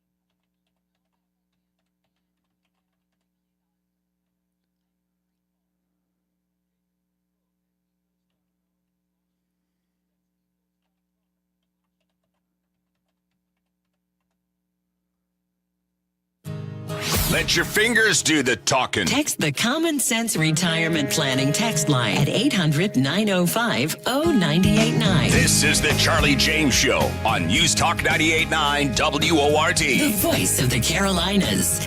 Here's what they need to do. Here is what they need to do. They need to change the name of the SAVE Act. They need to change the SAVE Act to this is what the House needs to do. House needs to go back, pass the SAVE Act, which they did again today, sending it to the Senate. The House needs to pass the SAVE Act, but change the name to the Senator Lindsey Graham Save America Act. Send it to the Senate and dare those Republican SOBs to vote against it. Dare them. Dare Mitch McConnell to vote against it. Dare Susan Collins or Lisa Murkowski. Dare Tom Tillis to vote against it. Dare them. Do that. I want you to listen. Listen, this is because Senator Graham was planning on using reconciliation to pass the Save America Act. It would have required Thune to actually ignore the advice of the Senate parliamentarian, which, by the way, you don't have to follow the Senate parliamentarian's advice. This is a Biden appointee. She shouldn't even be there. Thune should have gotten rid of her day one. The Democrats would have if that was a Republican parliamentarian. But let's take a listen to what John Thune says. He's over on Fox News with Bill Malugin. A result of his death, one of the things he talked about was he was the chairman of the Senate Budget Committee, and he was the one who handled two of those reconciliation bills, the One Big Beautiful Bill, and then recently $70 billion in funding for ICE and CBP after Democrats shut down DHS. He was working on a third reconciliation bill that potentially maybe gets some elements of the Save America Act in it, but the senator is gone now. And let me tell you what's going on in that video. John Thune's lips are tight. He does not like this line. He doesn't like where Bill Malugin is going. Happens to that potential third bill, Senator? Well, eventually we'll figure that out. We've got to move forward. You know, obviously right now we are all in the process of still processing and mourning Lindsey's loss, but certainly on that level, the Budget Committee chairmanship, he did it with great, professionalism and ability to reach out and to work with everybody on our side of the aisle, many of whom have different opinions about how to deal with these big issues. But those were remarkable, consequential. Okay, but then he goes on to not answer the question. John Thune got to go. John Thune has got to go. So the House has advanced the Save America Act. This happened today. Advanced the Save America Act to the Senate. I want you to listen to Representative Tim Burchett. Up the bill to vote on it. It can. It's a procedural move, but it has to be done to get a bill of the stature that we're trying to get, and it attached the Save Act to it. So in the press. So anyway, those both passed. Thank y'all for sitting here. So they both passed, but it's going to die in the Senate. It's going to die in the Senate because John Thune refuses to do away with the filibuster. And you've also got people like Thom Tillis, who, by the way, is taking money. Did you know that there was an illegal labor lobby?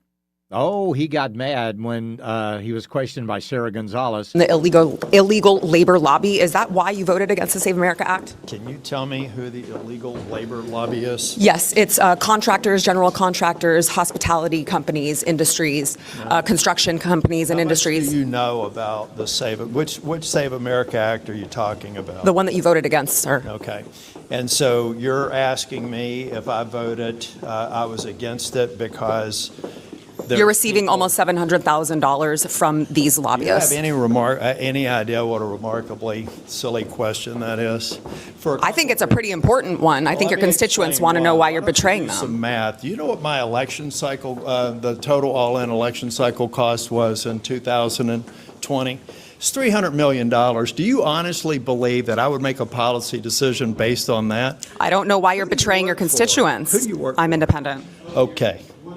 Why are you? Okay. Okay, that's enough. Boy, I tell you what, there is no more vile human being on the earth than Thom Tillis. Thom Tillis. I'm so glad he's gone. But North Carolina, you're about to elect a Democrat into your Senate seat, so basically 6 of one, half a dozen of the other. Why are you against? Listen, let me tell you, it was $300 million. $300 million. So you don't think $787,000 is important?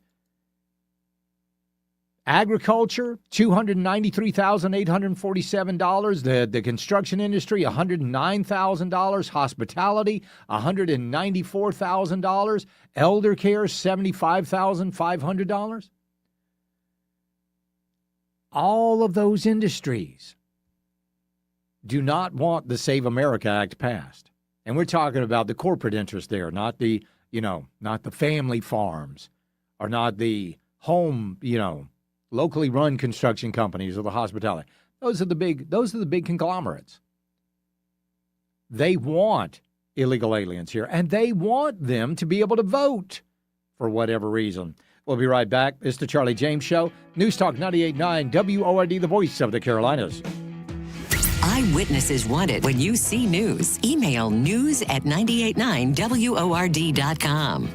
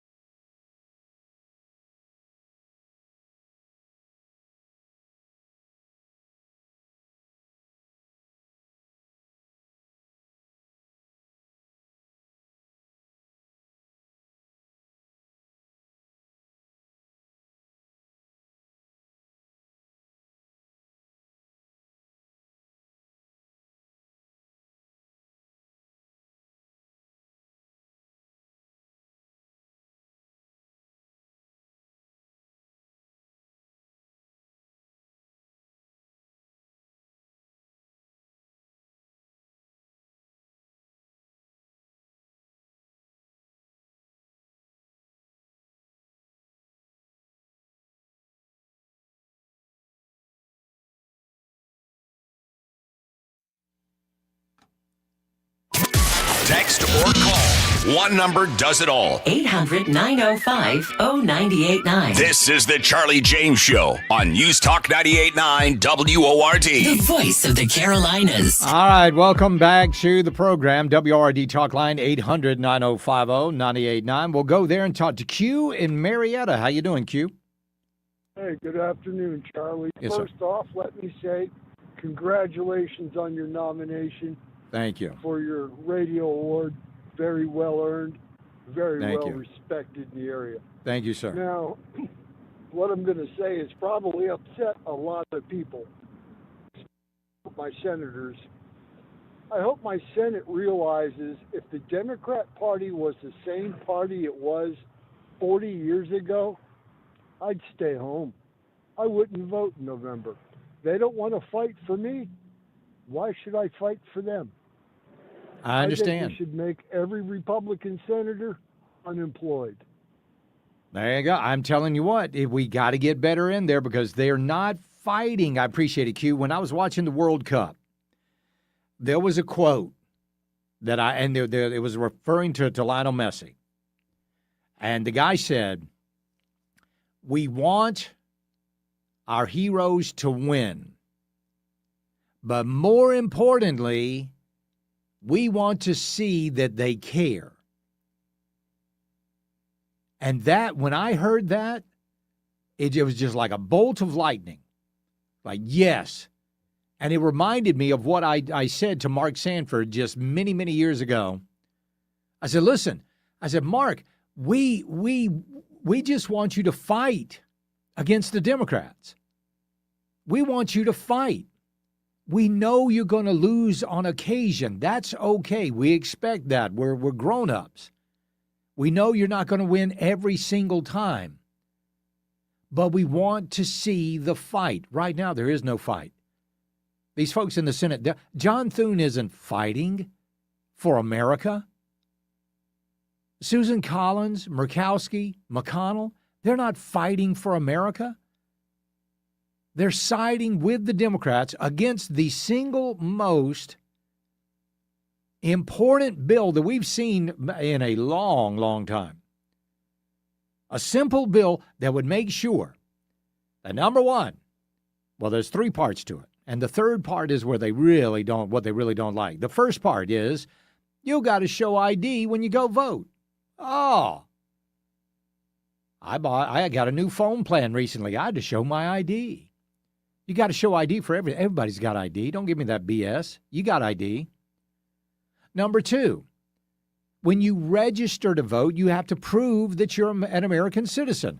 The Constitution says only American citizens vote. So therefore, ipso facto, you have to prove that you're an American citizen.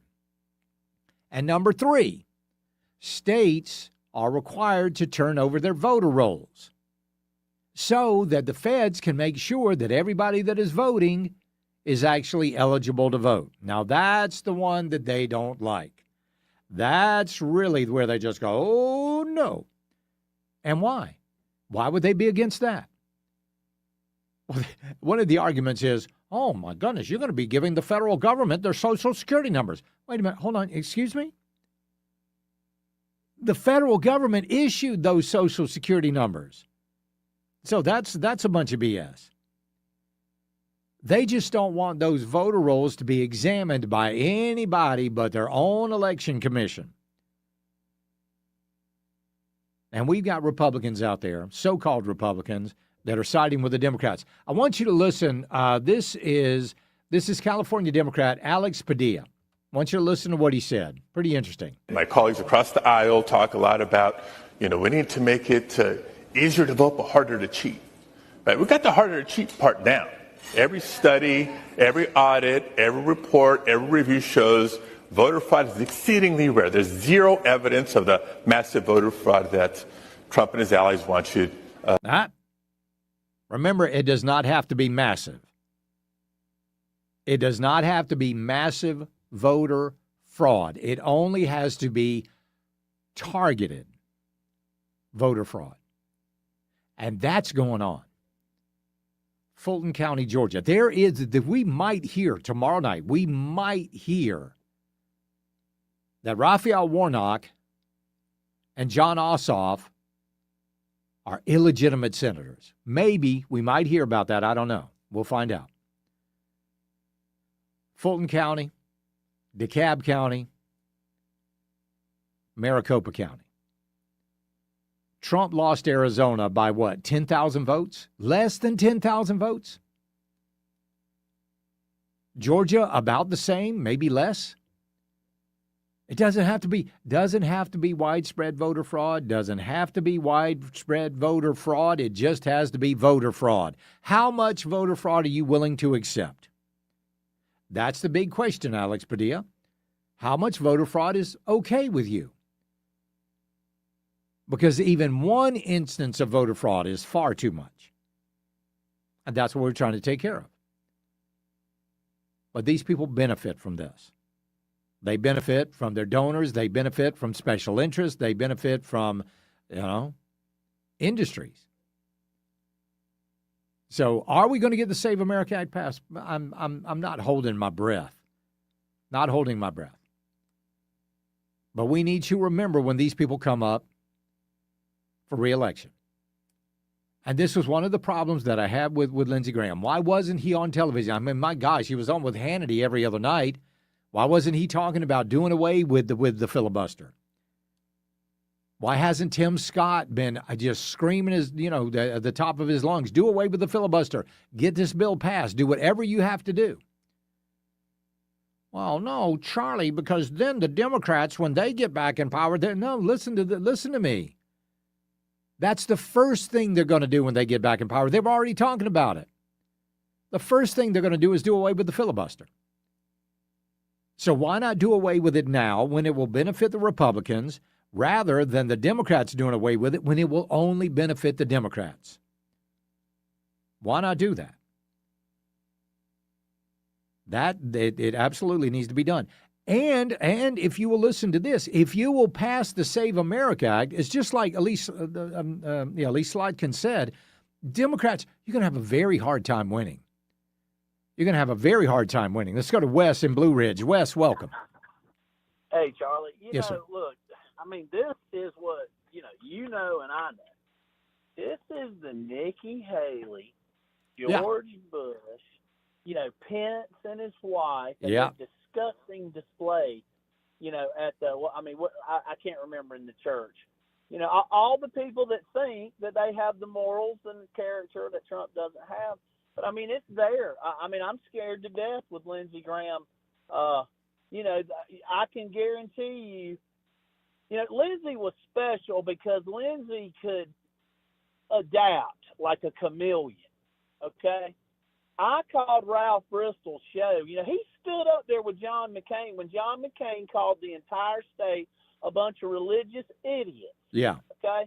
Clutching our gun, almost like Obama. And insulted Bob Jones. And Lindsey didn't, because Lindsey thought he had hitched his wagon to the rocket that was going to the top. And that's what Lindsey does. And that's what these people do. Lindsey could just hide it better.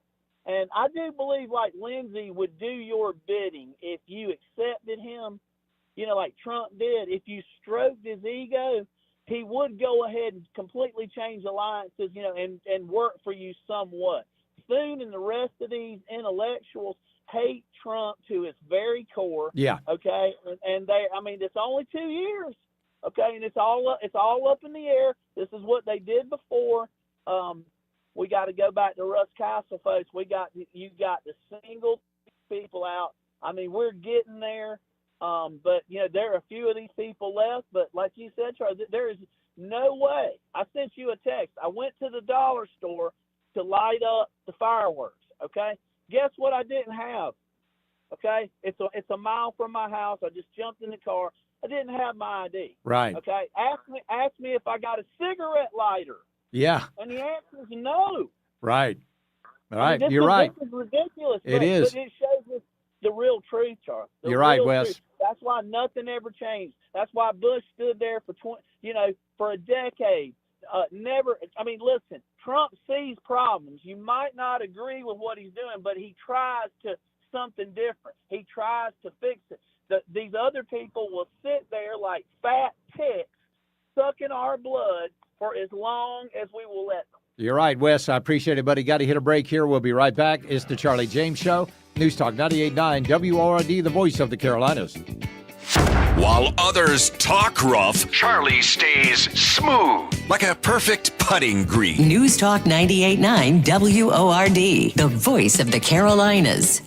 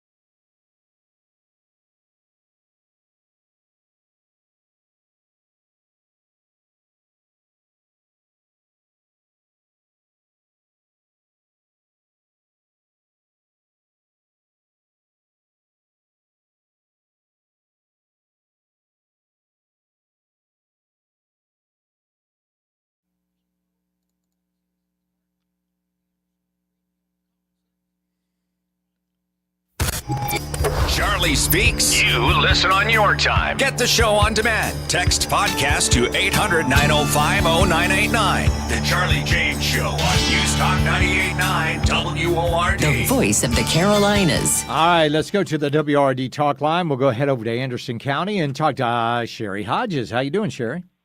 I'm good. Good afternoon. Yes, ma'am. Hey, Charlie, you probably know I'm a California refugee. Yes. And people here need to understand, because here you think we do have to show our ID. Right. But I can tell you in California, you're not allowed to ask a voter for their ID. And furthermore, I want to tell you that I know for a fact they go into nursing homes and they get people to just sign, people who aren't coherent enough to know how to vote. And they also do that in homes where people have never been coherent enough, who have, I don't know, I don't mean to offend anybody, but what we used to call mental retardation. Yeah. And I have a friend whose sister has never been above a 5 or 6 year old mentally. And they go into the home that she's in, this beautiful home that she's in with about 60 other people in multiple homes. And they get them all to sign a paper, and they vote for them. And how it's relative to us is that California probably has at least 4 congressional members that they should not have, that they have because of soft cutting. And it also affects our president, because California has 54 electoral votes. Right. We need to call, I believe that if everyone who can hear your radio station in North Carolina, South Carolina, and Georgia called, maybe even Tennessee, called their senators, and really, if we just really hounded them to where, and all 4, I used to be a chief of staff in an elected office. If you fax and email and call, and we just bombard them, they will start to give in, and they will hear from us. And I think they need to hear from us. Oh, and absolutely. This is something when Trump was elected in 2016, and I was still in California, and I was like, he needs to get voter ID, he needs to change the laws, and if nothing else, for federal elections where he does have authority. And we need to change that, and it affects us here in South Carolina. And so many of these people who are making laws that affect the entire United States, these people are radicals, and they're coming from California, they know it's illegal, and that's why they're hanging on to it so strongly. And the truth of the matter is, a lot of these people voting illegally, they don't have ID. Yeah. It's not the woman with the maiden name. That's not the truth of the matter. Right. It's the person who's here illegally are not even coherent enough to have an ID, because for many different reasons they don't have any ID, because they're not capable of using it. Yeah, you're exactly right, Sherry. I appreciate it very much. Thank you. But I mean, this is these Republicans, and like I said, and I was not being flippant when I said they need to rename the bill the Senator Lindsey Graham Save America Act, send it over to the Senate, and dare these Republicans to vote against it. Dare them. Put it right there in their face. Do it. You want to honor Lindsey Graham? Do it by passing that bill. You want to? Do that. Hey, Tim Scott. Hey, Tim Scott. I got an idea. Why don't you file some petition to change the name of the bill in honor of Senator Lindsey Graham? Why don't you do that? And dare these people to vote against it. Listen to who they're siding with. Literally, listen to who Tom Tillis, Murkowski, McConnell, Collins, all these people. Listen to who Thune. Listen to who they're siding with. They're siding with the party of the DSA. Literally siding with the Socialist Party, who want to, by the way, do away with the Senate, who want to do away with the Electoral College, who want to do away with the presidency. They just want a country run by fiat. Those are the people that you're siding with? All for the sake of your power? In Kentucky, their governor, Andy Beshear, is refusing. Listen to this. The people of Kentucky, you ought to revolt. You ought to revolt against Andy Beshear. He is refusing to stop issuing driver's licenses to illegal aliens driving 18-wheelers with no ability to speak English. Innocent Americans are dying, and this guy, their blood is on his hands. Refusing to do that. Let's go to Al in Iva. How you doing, Al? Good. How about yourself? Real good. What's up, man? I was going to ask, you mentioned about putting Lindsey Graham's name on that bill. If they did that, would they have to start all over? I don't know. I think you can just change the name. So they wouldn't have to have one of them amendments and all this stuff? Well, but here's what, I mean, the House just sent over a new Save America Act bill today to the Senate. They could send another one tomorrow. Yeah, if they wanted to, yeah. Yeah.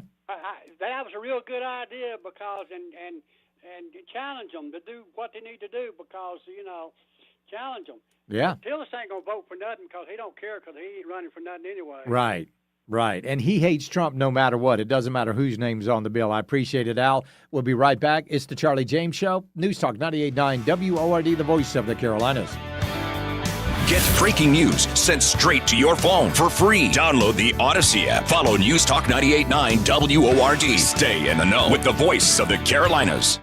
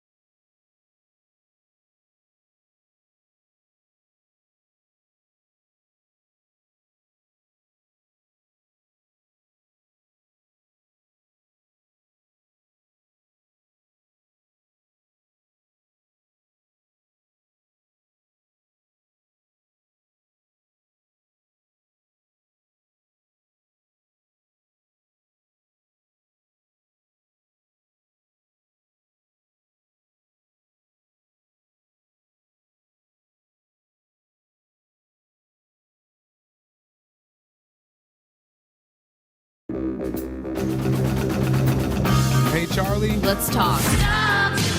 It's the right talk. Charlie. Welcome. This is the Charlie James Show. Now we're talking. News Talk 98.9. WORD. The voice of the Carolinas. Somebody just asked me on the text line, Charlie, do you think America will ever be a communist country? I tell you what, if you'd asked me that question a year ago, I'd have said no. No way. But today, I think we're closer than we have ever been to being a communist nation. I really, really do. I think we're just that close.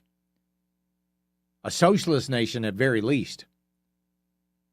I want you to, coming up next month, I'm going to take a couple of days off. I'm going up to Rhode Island for my father-in-law's memorial service. And I'm telling you what, that state's gone.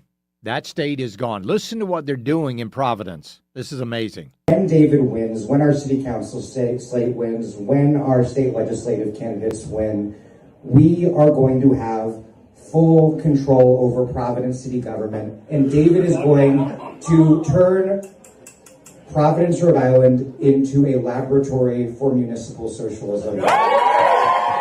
And they're excited about it. That's what's killing me. They're excited. Yay! Oh, socialism. Bring it on, baby. That state's doomed. When their capital city is going to be socialist. Good grief. That's horrible. That really is. So, yeah, I mean, it's been tried here before. It's been tried. Socialism has been tried in America. And it has failed. I don't understand. It's been tried here, like I said. It's been tried here in America. Several times it's been tried. Several times. How about New Harmony, Indiana? New Harmony, Indiana was established in 1814 under leadership of George Rapp. It was originally named Harmony, but they changed it to New Harmony. Town residents, they got together, they established the state's first public library, civic drama club, public school system open to men and women. Prominent citizens, including Robert Dale Owens, Indiana congressman, social reformer. Things were going pretty good. The town of Harmony was founded by Harmony Burton in 1814 under the leadership of German immigrant George Rapp. So they got together. They had a really good town. It was a nice town. It was a wonderful town. But then they decided, for some reason, they were going to sell the town. And they did. They sold the town. And the new owners of the town, all the property of the town's property, they come in and they enact socialism. Robert Owens, social reformer, wealthy industrialist. Everybody was equal. And you know what they allowed? You know what they allowed? You see, in Harmony, Indiana, everybody was there because of merit. I remember things were different back then. But everybody was allowed to be a citizen of that town due to their merit, what they could contribute to the town. Well, when Robert Owen took over leadership of New Harmony, he decided to let any and everybody in.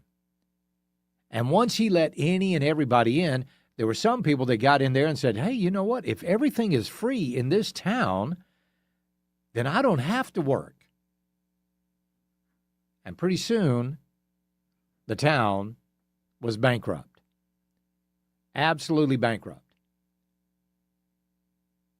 Robert Dale Owen wrote that the members of the failed socialist experiment at New Harmony were a heterogeneous collection of radicals, enthusiastic devotees to principles, honest latitudinarians, and lazy theorists, with a sprinkling of unprincipled sharpers thrown in. and that a plan which will remunerate all alike will, in present condition of society, ultimately eliminate from a cooperative association the skilled, efficient, and industrious members, leaving an ineffective and sluggish residue in whose hands the experiment will fail. Yeah, absolutely right. So when you get all of these people that are coming in that are taking advantage and getting all of the spoils of the town, like New Harmony, pretty soon, you know what the hardworking people do? I go, no, I can do this somewhere else. I can do this somewhere else. So the town split up into 4 different settlements. The socialist settlement, they went away. The industrious settlements, they thrived. It's been done before, and it has failed before. I don't, I wonder if the Democrats really even remember New Harmony, Indiana. It's been done here before. It's been done all over the globe before. And it has failed every single time. But no. Now we got the Ivy League class in there, and they know what they're doing. Charlie, the Pilgrims tried socialism too. It failed miserably. Yep, exactly right. They tried it. They did. And you know what? Like I said, it failed. But when they changed it, when they said, okay, all right, here's what we're going to do. You get this much land, you get this much land, we all get this much land, good luck. You don't work, you don't eat. Then they started to thrive. Happens. Charlie, socialism has never succeeded anywhere. What part of these imbeciles do not understand? You got to be mental to agree with socialism. But here's the thing. They don't believe they're mental. Why don't they believe that? Because they were taught in school that socialism is the way to go. I mean, hell, from the first time they go to school, and they got the little backpacks there, and the teacher sent home a list of things they need. They need pencils, they need erasers, they need crayons, they need tissues, they need, disinfectant wipes, whatever it is. And you go with your backpack full, and what do they do with all that stuff? They take it out of those backpacks and they put it in one of those big kiddie swimming pools, and whoever needs that stuff goes in and gets it. That's socialism. And you're entitled whether or not you contributed or not. You can still go get you a number 2 pencil. You can still go get you a pack of crayons. They're taught socialism from an early age. And then once they get into college, it is reinforced upon them. And when they graduate, that's where it really kicks in. All right, we'll be right back. It's the Charlie James Show. News Talk 98.9 WORD, the voice of the Carolinas. Joey Hudson here. Start your day early on Sunrise, Carolina, tomorrow morning at 5 on News Talk 98.9 WORD, the voice of the Carolinas.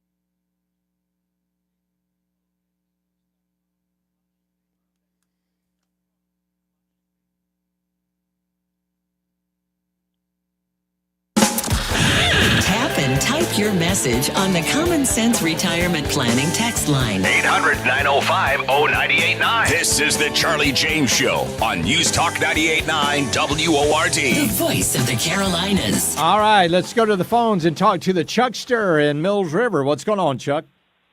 Man, I want to thank you for not making me follow the explosive diarrhea story yesterday. Yeah, let me tell you something. I literally almost, I was like, should I do that? Should I do that to him? I was going to do that story and then go to you just to kind of jab at you. I was going to do it. I didn't do it, but I almost did. You know me well. That was mighty white of you, Charlie. Thank you very much. That. Stop that. Oh, man, congratulations on that Copper Cobb Silver Cell Award. Well, thank you very much. Yeah. Yesterday. Maybe we're going to try to get that tape up off the floors and get you some real walls next. That would be great. Yeah. But hey, I did want to. We were talking about socialism, and you know how I hate me a socialist. Everybody that knows me knows how much I hate me a socialist. You got to remember, Mark said it. Religion is the opiate of the people. Well, if religion's the opiate of the people, socialism is the methamphetamine of the dumbasses. Yeah. People that they want to believe that life owes them anything but what it's given them, which is life. Life is just life. You live it. There's always going to be, Jesus said it, the poor you will always have with you. Yeah. And you will. The rich you will always have with you. They don't seem to understand. And again, I go back to the socialist girl that came into my work, and I was like, oh, you're right. She's correct. She kept using the word, you're correct, you're correct, you're correct, and then left in her BMW. She was afforded something that a lot of people weren't. I don't know if she got it from her family. I don't know if she got it from her husband or from her lesbian lover or whatever it may be. But she got it some way. And maybe it was handed to her. And that's not socialism. That's luck. That's playing your hand. Somebody worked for it. Exactly. Nobody gets something for nothing. This welfare state has got to stop. That's one reason we're 40 kajillion, whatever it is, dollars in debt. Is because we've just been handing out money and not. The world has become our welfare state. Ukraine. Look at Ukraine. They didn't need our help. They got drones, man. They're beating the absolute cat piss out of Russia, man. And they're doing it with drones, which is honestly terrifying. Yeah, it is. Think about it, because and a buddy of mine that was in the Air Force years ago warned me about that. I'm like, drones? What are you talking about? And I thought it was just kind of an out there thing. It's not. Yeah. We know that now. Yeah, now now we're using those drone boats over in Iran. Chuck, I appreciate it, buddy. Got to get to Donald in Spartanburg. How you doing, Donald? Good. Charlie, what I want to talk about the socialism thing, and you was talking about kids, okay?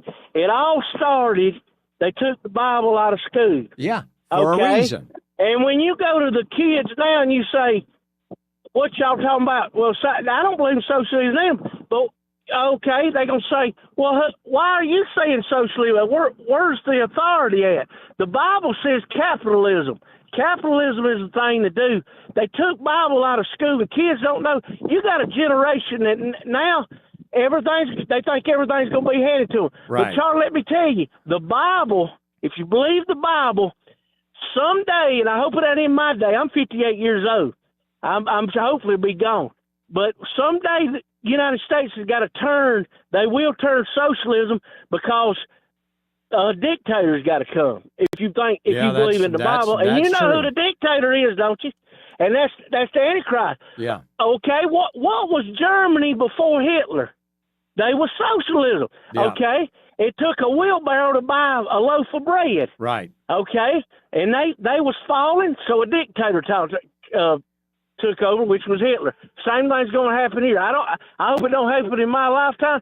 But Charlie, you got to understand, just like you said, these kids, this young generation, that's what they've been brought up. They took the Bible out. I mentioned the Bible the other day to some young person. Well, who lives by the Bible now? Yeah, wow. Did you know we were founded under Scripture. Yeah. Even our laws are under Scripture. That's right. That's right. That's and you hit the nail on the head, man. I mean, we got to get back to it. I appreciate it, Donald. I was talking to somebody today, and they played golf the other day with somebody who was all about socialism. Oh, socialism is great. And I thought, dude, you should have told them. How did you pay for those golf clubs? How do you pay for this club membership? All that is capitalism. You see, these people think that when something is free, it's going to be plentiful. Well, that's not the case. Ask those people in Canada. Ask those people in England how their healthcare system works. It takes you months. In Canada, you are more likely to die from a disease before you get treatment.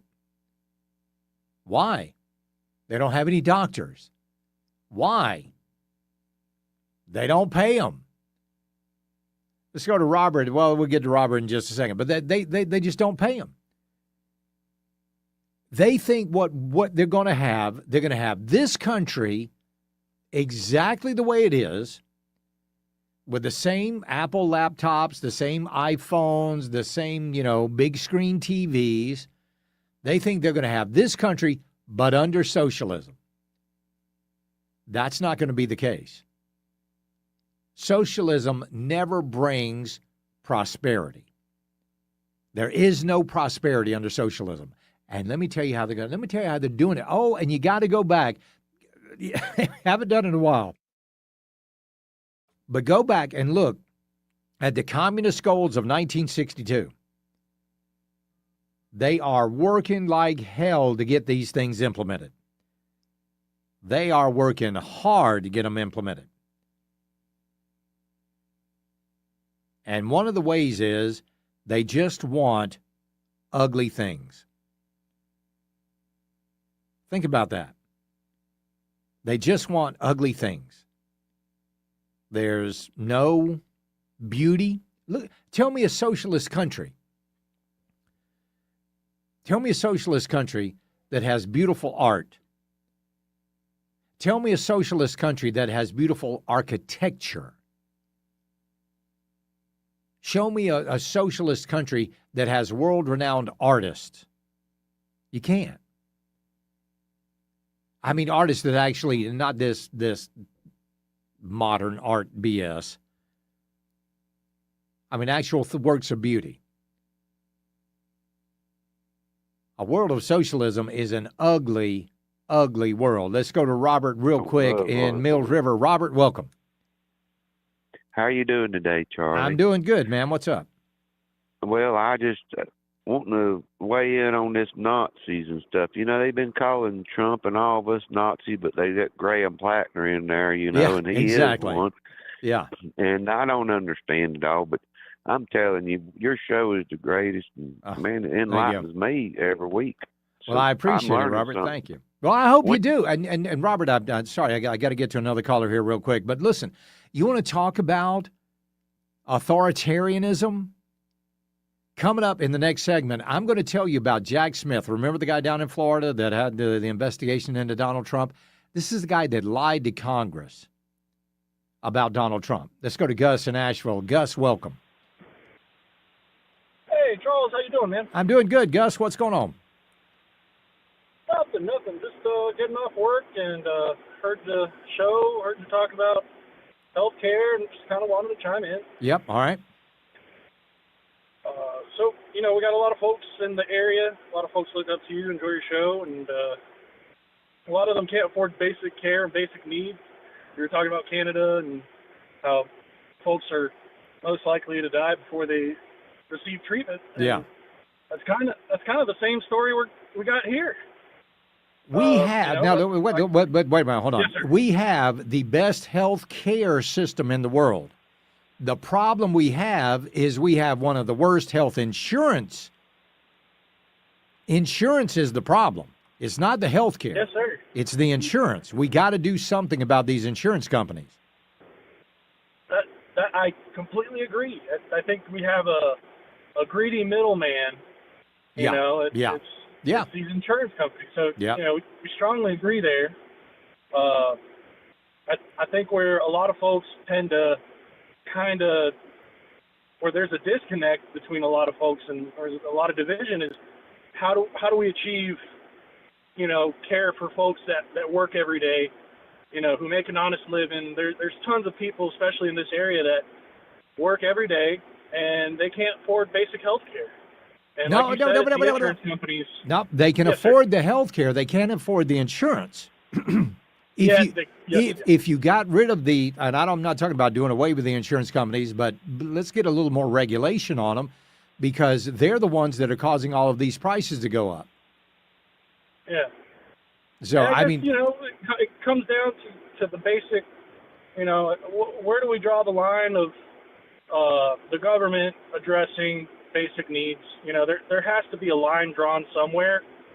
And, you know, with health care, the line is kind of very blurred because of health insurance companies dominating so much. And, you know, I mean, the world revolves around insurance companies, and that's you know, and when the medical system, you know, their motto was first do no harm.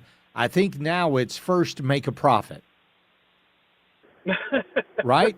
You're right. Exactly You're right. Gus, I appreciate it, buddy. Thank you very much. I got to hit the news break here. It's the Charlie James Show.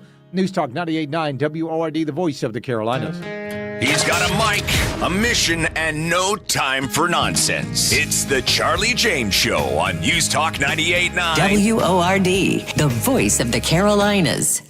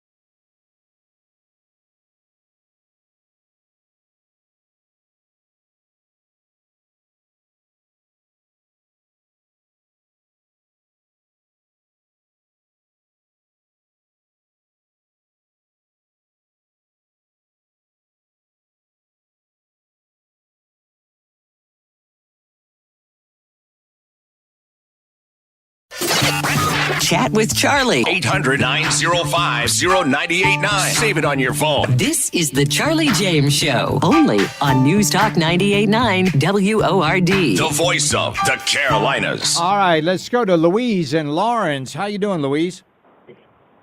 Blessed by the very best, Charlie. All right, what's up, man? You got a subject that really rattled my chain. Yeah. All right, I had cancer, and I had to have 16 treatments of radiation. Right. And because I have Medicare and my state insurance, I really didn't see a bill from these treatments. But one time, evidently, one of the insurances didn't pay off as quick as what they should, what they wanted or needed to do. Right. And I seen one bill on these treatments that I had. And after I seen the bill, when I went for my next treatment, I asked the radiologist, I said, now, are all these treatments the same? Are the same time, same length, same dosage? He said, yes, every one of them are the same. Right. They're no, and so when I seen that bill, though, I had 5 different prices on those treatments. Yeah. And that just didn't quite make sense to me, you know. Were they, let me ask you something, were they all coded the same? Then I'm not sure about See, codes. that's the thing. So it could be like a 9300 or a 9301 or a 9300A, and all of those. See, that's the thing. Coding errors are the biggest problem with medical bills. Wow. Well, my daughter is awaiting to have a surgery, and now the doctors, they say she needs this surgery. Yeah. But the insurance company can turn her down. Yeah. Yeah.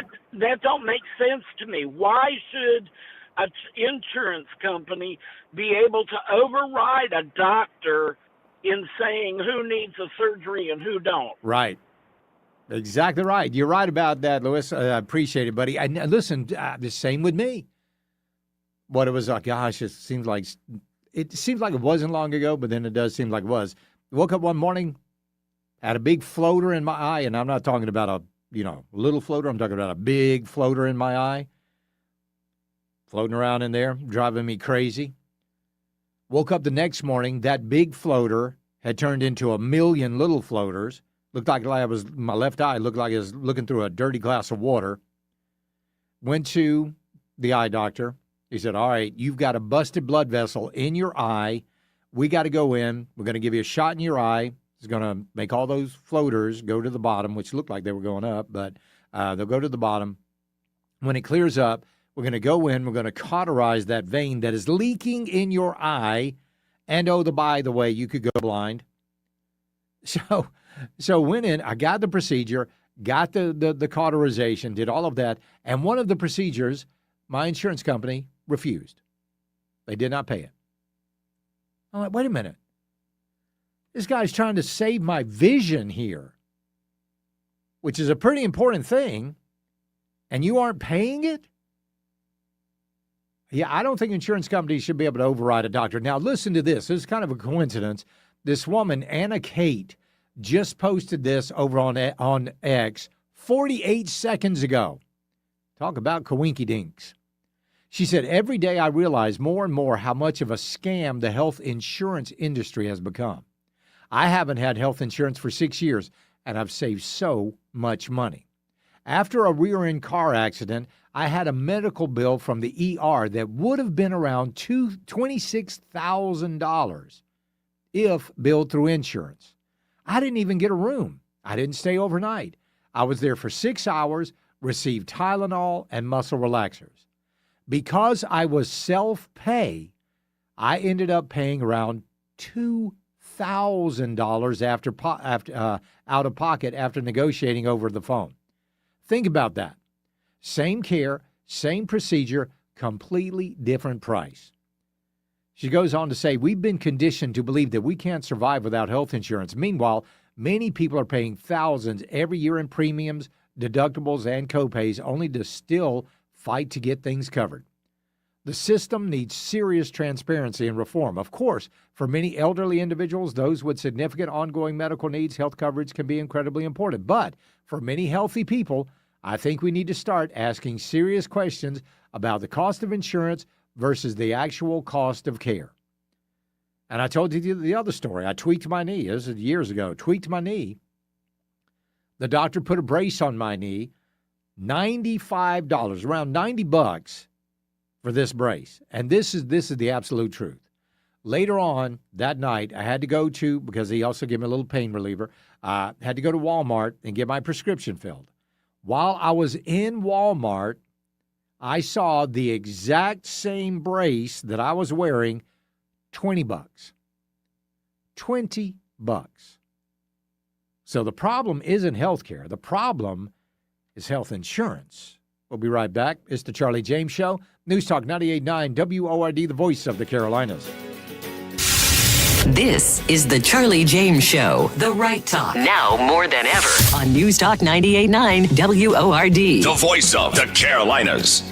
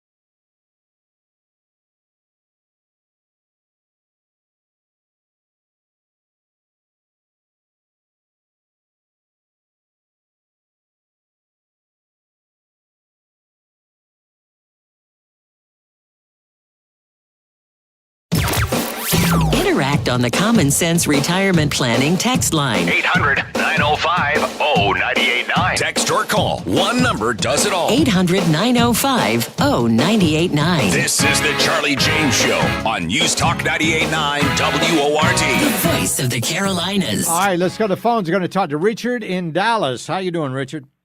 I'm good, Charlie. Hey, listen, our medical thing, insurance and medicine in this country is not going to change.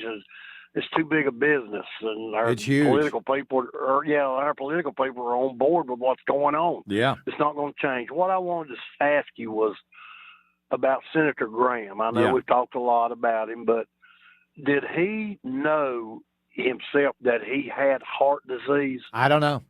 I do not know.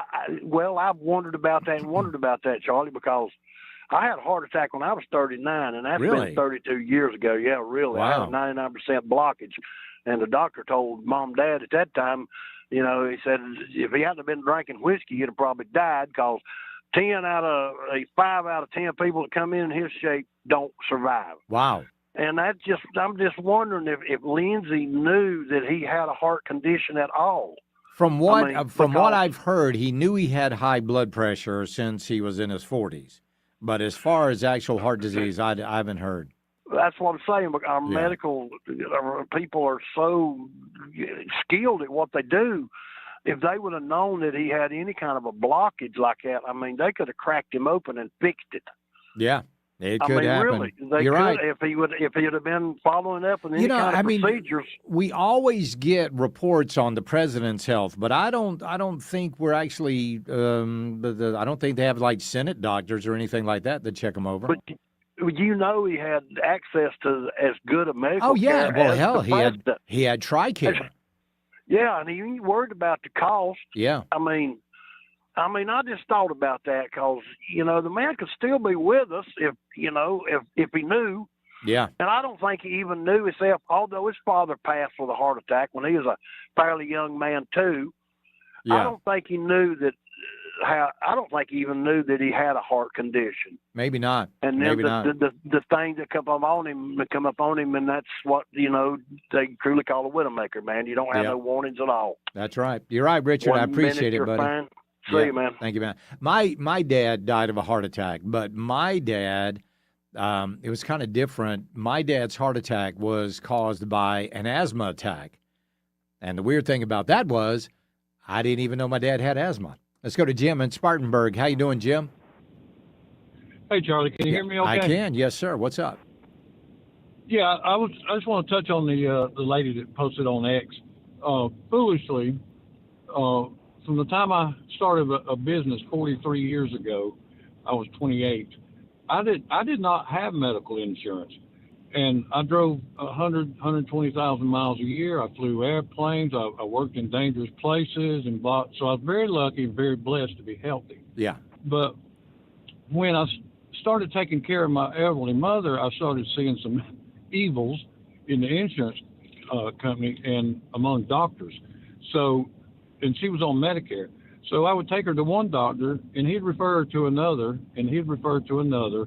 So it was like all the doctors in Spartanburg were getting a slice of that Medicare pie.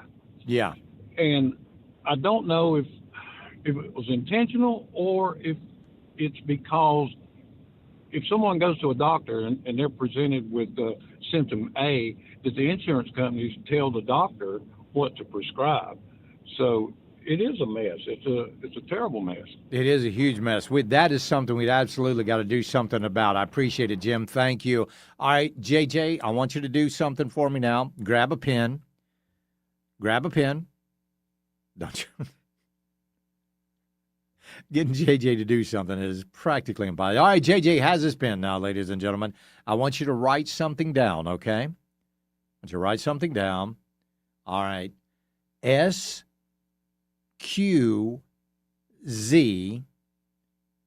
space A55. All right. SQZ space A55. Tell me what that reads as. Tell me what it reads. SQZ A55. If you read it as a word, what would it be? Squeeze ass. Squeeze ass. And the reason that I wanted JJ to do that is because there's a woman down in Florida that got she got a new license plate with those letters. I want you to listen to this woman as she describes what went on. I don't think a woman that lives in a senior community that's going to be 77 years old next month will be driving around with what this plate has to say. It reminds me of the Seinfeld episode with Kramer getting the ass man license plate. Squeeze out. Oh, ma'am, I hope they do something about that. I really do. Nope. You don't need to be driving. Nope. Nana does not need to be driving around with a license plate that says squeeze ass. So, no, not at all. So, all right, WRD Talk Line 800-9050-989. We talked a lot about socialism today, but there's more than just the economic aspects to socialism. There's the authoritarian aspect of socialism. You see, you have to abide by what the state says. And that's people all, socialism is going to work because of no. Forget about the monetary thing. Forget about doing away with capitalism. Look at the authoritarian nature of socialism. Well, we've already seen that. Do you remember the investigation by Jack Smith down in Florida against Donald Trump? Do you remember that? Jack Smith lied to Congress about that investigation. Lied to Congress. Blatantly about that investigation. Jack Smith committed perjury under oath. Under oath. I want you to listen to this. Listen to what Jack Smith said. Here we go. Did the toll records that you requested from the senators, did they include the content of the phone calls? No. Did the records that you requested, the toll records from the members of Congress, include the content of text messages? No. Can you explain for us on the record? So, did the phone records you requested from Congress include the content? No. Did the text messages you requested from Congress include the content? No. It was lying. He lied about that. Arctic Frost, let's not forget about that, was Biden's DOJ code name for a criminal investigation into Donald Trump and the 2020 election. Every text message pulled from the National Archives had to clear a filter team before Smith's investigators could touch it. A firewall was built to protect executive privilege and attorney-client privilege and the Constitution's speech or debate clause. But Jack Smith went around it. A DOJ cover letter assigned to Assistant Attorney General Patrick Davis confirmed Smith's investigation team bypassed the filter team and directly accessed these messages. Jack Smith is the type of government you will get under socialism. Folks, we're going to get out of here. We'll see you tomorrow. Don't forget, Donald Trump's addressing the nation tomorrow, and we'll be talking with Democrat Senate candidate Dr. Annie Smith. It's the Charlie James Show. News Talk. Y'all have a lovely evening. God bless. Buckle up. Bye, y'all.